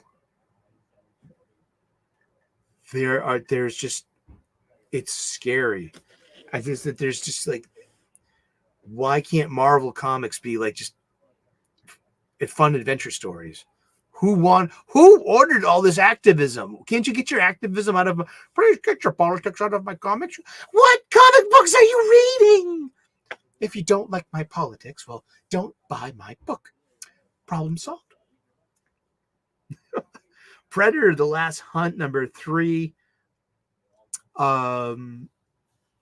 It's okay. I mean, it could have been gorier. One thing about Predator, the 20th Century Fox Predator, Arnold Schwarzenegger movie. It was really over the top when it came to gory special effects.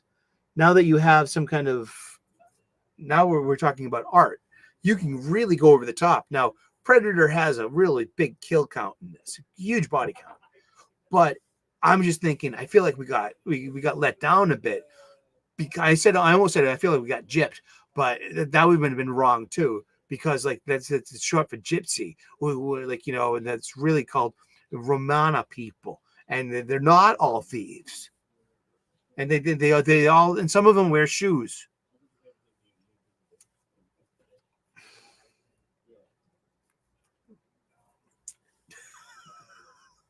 My grandmother would say, "Put on some, would you not be running around in your bare feet? You put on your dirty tucker." See, that's a tucker. Oh my god. Jeez. So yeah, Predator: The Last Hunt 3, that happened. Yeah, sure. Night Thrasher number 3 of 4. I have no problems with Night Thrasher. It's actually it's straight out of the late 80s, early 90s as a comic book goes. I like the panel progressions. I like the story told. I mean, you could really throw this under the bus and say, this is checking off all the boxes and this is woke as shit. But the only thing, it's not, because it's tonal and it's story. And it's like, I don't taste that. I'm not tasting the bitter, acrid flavor, familiar notes of activism in this book. I'm reading an urban tale, and there's a woman of color in here who's disabled, and she's still and she has a power set, and she's a disabled woman of color in a comic, and fighting her superhero boyfriend. But guess what? They don't break up. It's just a fight that they had, and they stick together. And I like the plan. I like the panels. I like the art. I like Night Thrasher and his girlfriend there. You know what I mean? This is not that bad. And it's going to collect nicely too. People are sleeping on that one. I have some friends that really don't like that one, but talk about unlikable though. It's Jackpot and Black Cat number 2. Oh man, this is just, she's got rocket boots. Rocket boots burning up the streets of Manhattan. That's right, Marble Manhattan. And it's Paul, ladies and gentlemen, everyone's favorite fucking Paul Rabin. Oh yeah, it has an Adam Hughes cover. Exactly. It's here we go. There's a Peach Momoko variant cover too. No, thank you. See, I just can't. I couldn't do that. I want those Peach Momoko variant covers. Look at that. Like, what happened? What happened to her boobs? Is that like gravity, like pushing them upwards? Maybe you shouldn't ask these questions, Sully. Oh, yeah. It's a lot of purple, huh? Hey, Lord Thoth, how you doing? Good to see you. Yeah, I liked MC2. The MC2 was really fun. Gods number 7 of 8, and this is Jonathan Hickman, Valero Sheedy, and this issue is really good. Okay, I just got to say it makes the previous 6 issues, it makes it feel like they were unnecessary, and this was easy to follow. It was easy to read. It had a good story, and it was really good. Yeah, I really liked it. You have Win, you have Dimitri, and you have your Hickman style info dump pages. This is the totality of existence.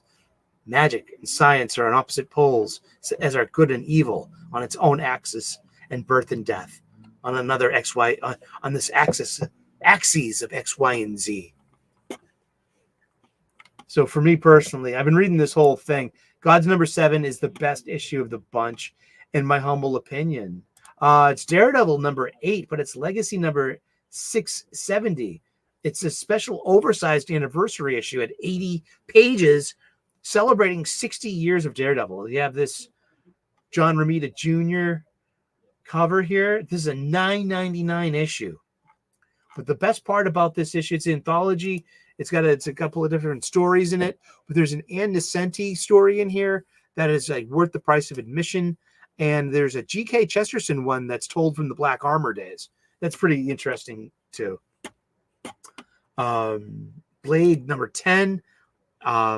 This was intermittently a really decent series. Read all 10 issues. But it just lands so flatly, and it's just a stumble into what we'll be getting on this Wednesday with Blood Hunt number 1. Indeed.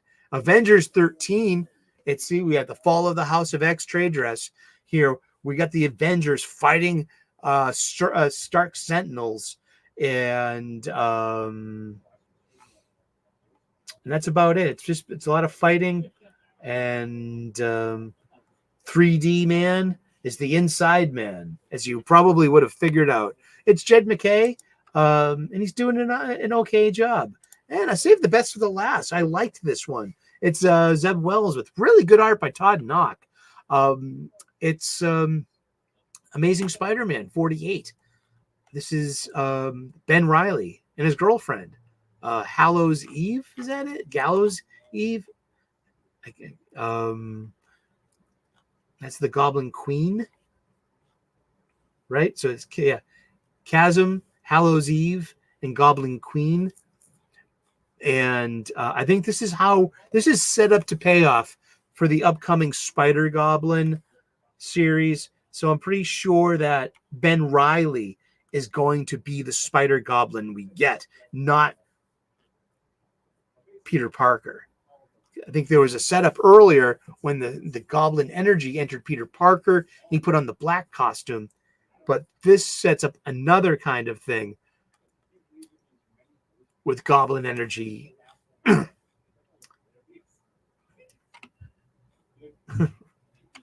And she's that machine. I was strapped to this machine, corrupted by the sins. It made me a goblin against my will. And so he gets zapped with this machine. See? And I think that's what's going to make him the Spider Goblin. That's coming up for issue 50. It's okay. It's not bad. It's just it's yeah. And that. Yes, Spider-Man is fighting Jason Voorhees, kind of. Yeah. That was Hallows Eve, and she I think her thing, she had a power up, and I think it was based upon horror story, horror movie stuff. What's in the bag? Yeah, we have come to this point in our safe space where we see what's in the bag. That's right. And what did I get at my local comic book shop this past week? Let's do it. Let's see what we got. We've got 5 floppies. 4 of them were in my 3 of them were in my pull, and 2 were on the shelf. Actually 3, and I got a manga. All right, so I got My Hero Academia Volume 1. I'm going to start off at the beginning. Like I said, I got Berserk number 1 last week. It's tough. It's a tough go.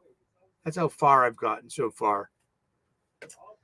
and I wanted something a bit, readable. And I heard nothing but rave reviews about My Hero Academia. I'm thinking literally, if I'm going to be doing this, reading more and more manga, I'm just going to get the Shonen Jump app. I've been thinking about, because I was like, you know what? If I had the Shonen Jump app, I wouldn't have had to have bought this. So yeah, I'm going to check it out. And I hear great things about it. And I just want to get more in touch with more manga and just enjoy comics instead of having to struggle against all this, churn and outrage shit. But this is the ubiquitous brown paper bag that we get at our local comic book shop. Sometimes it's a plastic bag. And but these ones you get for 10 cents. The city of Somerville charges you for the bag fee because they want you to bring your own bag, for recycling. And for even more recycling, I take these bags back as much as I can until they disintegrate and fall apart to get my 10 cents worth. So what did we get this week? All right, we got we got floppies. We got some funny books. We got Power Girl number 8. Okay, because it says it's a House of Brainiac tie-in issue. We got a really nice Yannick Paquette cover. I love a good-looking Karen Starr. No, her name is Dr. Paige Stetler. Hello. You're making it an unsafe space by dead naming her. Or is there another Power Girl out there named Karen Starr? I mean, who was friends with Helena Wayne in the current Justice Society of America? Who is who? Where is she from? Is she even from this Earth's future? Who knows? Yeah, I mean, oh boy, this just blew up when it comes to the manga. Here we go. And I'm loving it, MHM. You're gonna love it. Sadly, the manga, it's on its final run. Like Berserk is way too grim dark for me. Yeah, it's kind of, yeah. Yeah, exactly. I don't have a lot of room anymore, so it's like, I mean, I can, like, at least with the app, it would be manageable for like physical space. Exactly, yeah. So it's exactly. I know. I bought because I bought it because I bought everything else for House of Brainiac so far. I have Superman on my pull list. I have Green Lantern on my pull list. It's Joshua Williamson is writing Action Comics right now as part of House of Brainiac. There's going to be some House of Brainiac one-shots written by Joshua Williamson as well. I'm liking Joshua Williamson overall currently. I mean, I like what he's done on Superman.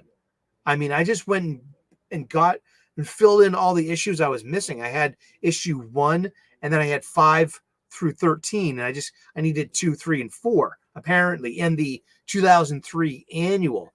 Yul Carter of Fantastic Comics got me hooked up there. That's part of my package, I think. But yeah, Power Girl number 8, and Crush is a Zarnian. She's like Lobo's daughter or something. I mean, and this is like, here's just penciler. We have a penciler and an inker. I mean, Becca Carey is the letterer, and it's just yeah. This is Leah Williams. That's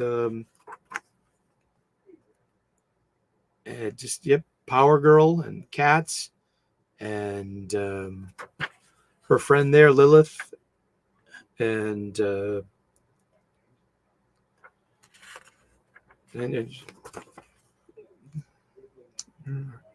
it's her. I was going to say her boyfriend, but not yet. And but what about Val Zod? is that relationship even still a thing?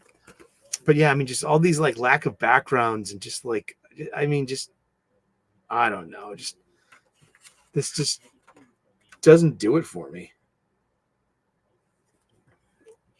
Good to see you, Mo. Thank you so much for making time for us and coming in. You know what's been good here? The G. Willow Wilson.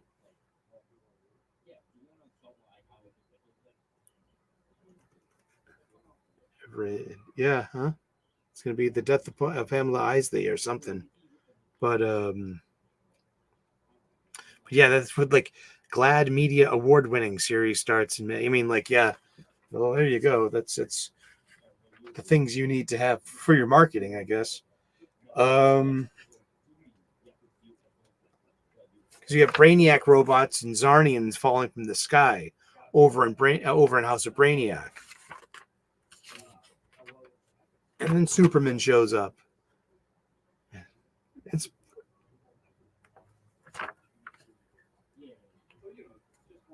And he says too, like, you know, being from Earth 2. Blah blah blah.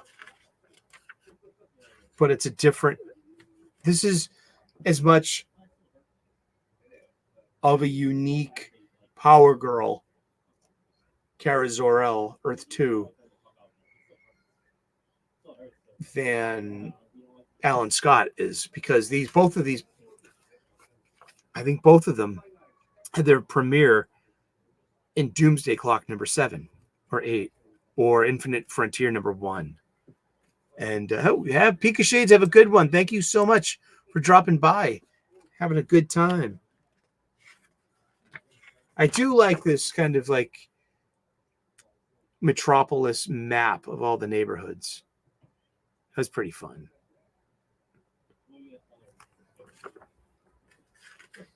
Give me a subway system map too. And we got Zarnians and stuff going on, and that's about it. I mean, gee. So here are some ads. Nicole Main's Bad Dream, A Dreamer Story. And this is a young adult graphic novel. Who is Dreamer? Dreamer comes from Supergirl's CW show, and she came over from there. And she is an alphabet community person. Yeah, she's one of the Pride people. Yeah, I don't even... that might go in the bag of shame. What will be 2024's bag of shame? I don't know yet. Man's Best number 2 from Boom Studio. How do you say the guy's name? It's Porn Shack, baby porn shack. Porn sack, baby porn sack. Tyne says, woo, stay away, fools. Could love rules at the porn sack. It's porn sack pishachote. Piche shot. Porn sack. I mean, yeah, I mean, we had a good time with that yesterday. This is a pretty good story. We have some weaponized pets that are now lost on an alien world. Look, it's a boxer with a rocket on his back and a golden retriever, and the cat's in charge.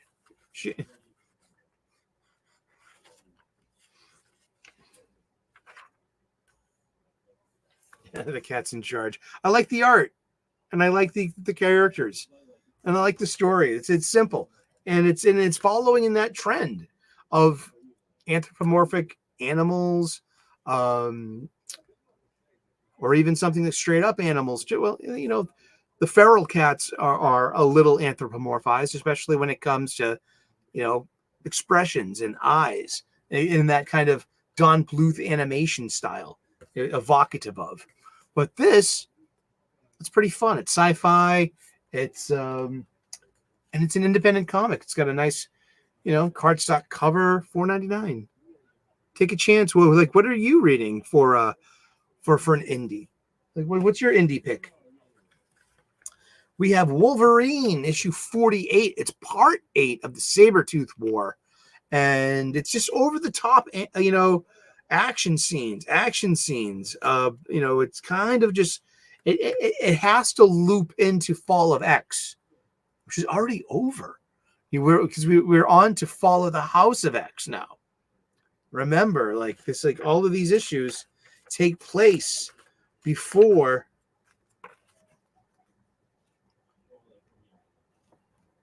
Note, this story takes place prior to Fall of the House of X and Rise of the Powers of 10. And now that X Factor 50 is been released, because it takes place after X Force 50, not X Factor. And it's okay. I like it because it sets up the ending. And Victor is out for blood. Victor Creed wants to kill Logan one last time, and hopefully he won't get a resurrection out of this either. And Victor completely messes Logan up with shooting him with some kind of ray gun that robs him of his healing factor. So now, the next time Victor slashes his old friend open, it's going to be the last time. And I don't know. I've been on for all 8 parts so far. And so Marvel has me literally for $50. And you know that issue 50 is going to be a little extra.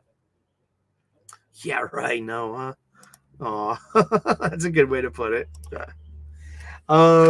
Spider-Man number 4. Ultimate Spider-Man number 4. It's got a pickup artist. So Marco Cicchetto is not on this issue, and it's a double date with Harry Osborn and his wife Gwen Stacy, her first appearance. It's David Messina, guest artist. It says right there.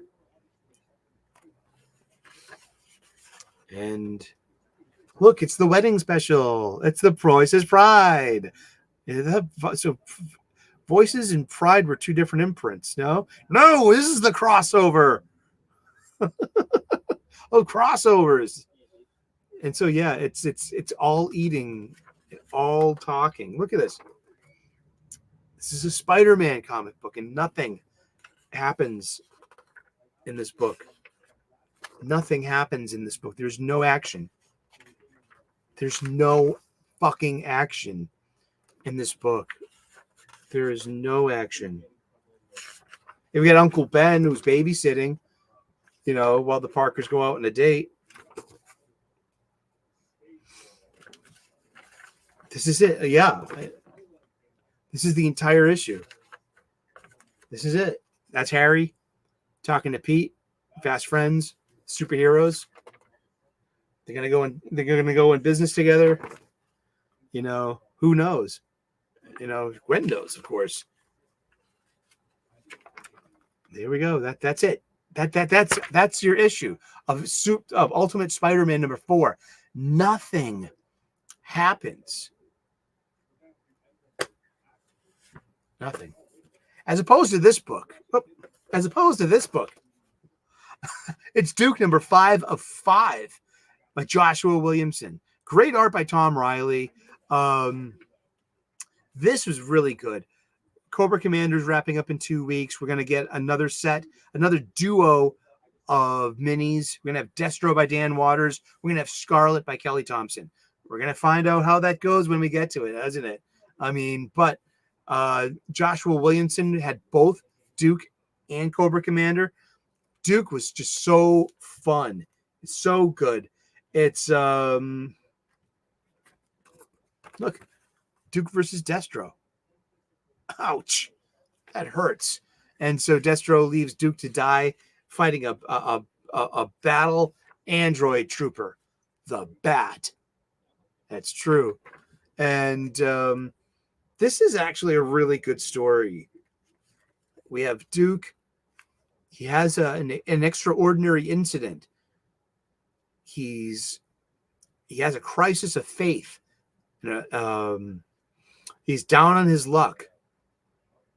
and he strives. He remains being a hero. He earns the respect of his adversaries and his allies. And by the end of this story, he ends up a little changed, but also now recommitted to his new mission with his new team. And going, and so this is like a prequel in a way, laying the foundation of this new Energon universe. And what I also liked the most too was that the character of Conrad Hauser, Duke, it's an old friend of mine. Seriously, I got the Duke action figure with box tops from my G.I. Joe action figures. I got the mail away. I also got the mail away for Cobra Commander, the silver mask too. Like, like in 82, I got Duke. It was Duke in 83. It was the next year. But yeah, I remember Duke had like this smile on his action figure too. Who is Destro? Indeed. Destro, well, you're going to find out with the Dan Waters mini coming up. Should I spoil it? But Destro is a G.I. Joe, like Wave 2 bad guy. I think his first appearance in the Marvel comic was issue 22, which is almost 2 years into it. And I think he was in the second wave of action figures. And he works for Mars, M-A-R-S, the McCulloch Arms, refinery systems. And Destro is a weapon manufacturer, and his best customer is Cobra Commander. And so, and Destro has a femme fatale girlfriend he's in love with, the Baroness. And yes. Hey, Tavia, what's up, man? Good to see you. Yes, the Duke series will eventually connect. They'll probably, and coming this Saturday, we have Energon Universe from Skybound Comics, Energon Universe #1, or is it #0? Who knows? We'll find out on Saturday. But that's one of the ones I'm going to be trying to get. But Duke itself, as a story goes, is just simple storytelling. It doesn't try to recreate the wheel. It just tries to, maybe tune up your old jalopy, and we get a really smooth ride. I was really impressed with this. I'm looking forward to the conclusion of Cobra Commander. I'm looking forward to Dan Waters' Destro. I'm looking forward to Kelly Thompson's Scarlet. I'm looking forward to seeing what's after that too. Maybe it's going to be Snake Eyes and Storm Shadow. You never know. We don't know yet. And as well, but knowing is half the battle, as they would say in the G.I. Joe cartoon. I was a huge fan of this, and what's old is new again. Les plus les mêmes choses, les plus les mêmes choses. Indeed. And don't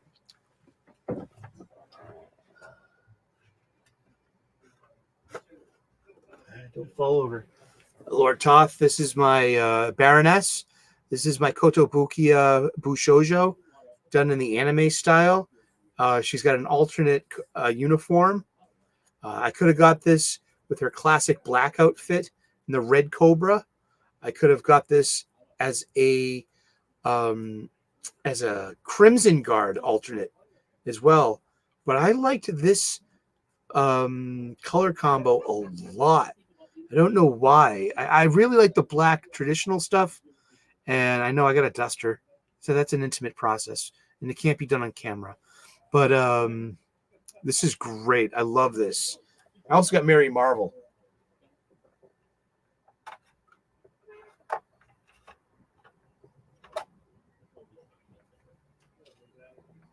The Pujojo.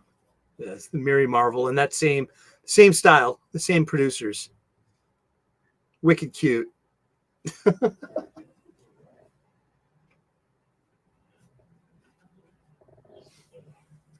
Yeah, Baroness made her debut in Duke, in issue 3? That was really cool. And Yeah, they're really cool. Well, awesome. And that is it for comic books this week. All the new comic books we've read this week. What, 40 of them? There is something out there for you if you want to find it. Seriously, I mean, it doesn't have to be all churn and outrage and agenda, and they're out to get us. They're out to, like, to take away and break our toys. Some of it's true. I do, but also, I'm glad you liked it. I didn't think it was awful, but I just thought, like, nothing happens. You know what I mean? There's no action in it. I mean, that was a disappointment for me. And I know Hickman's being Hickman.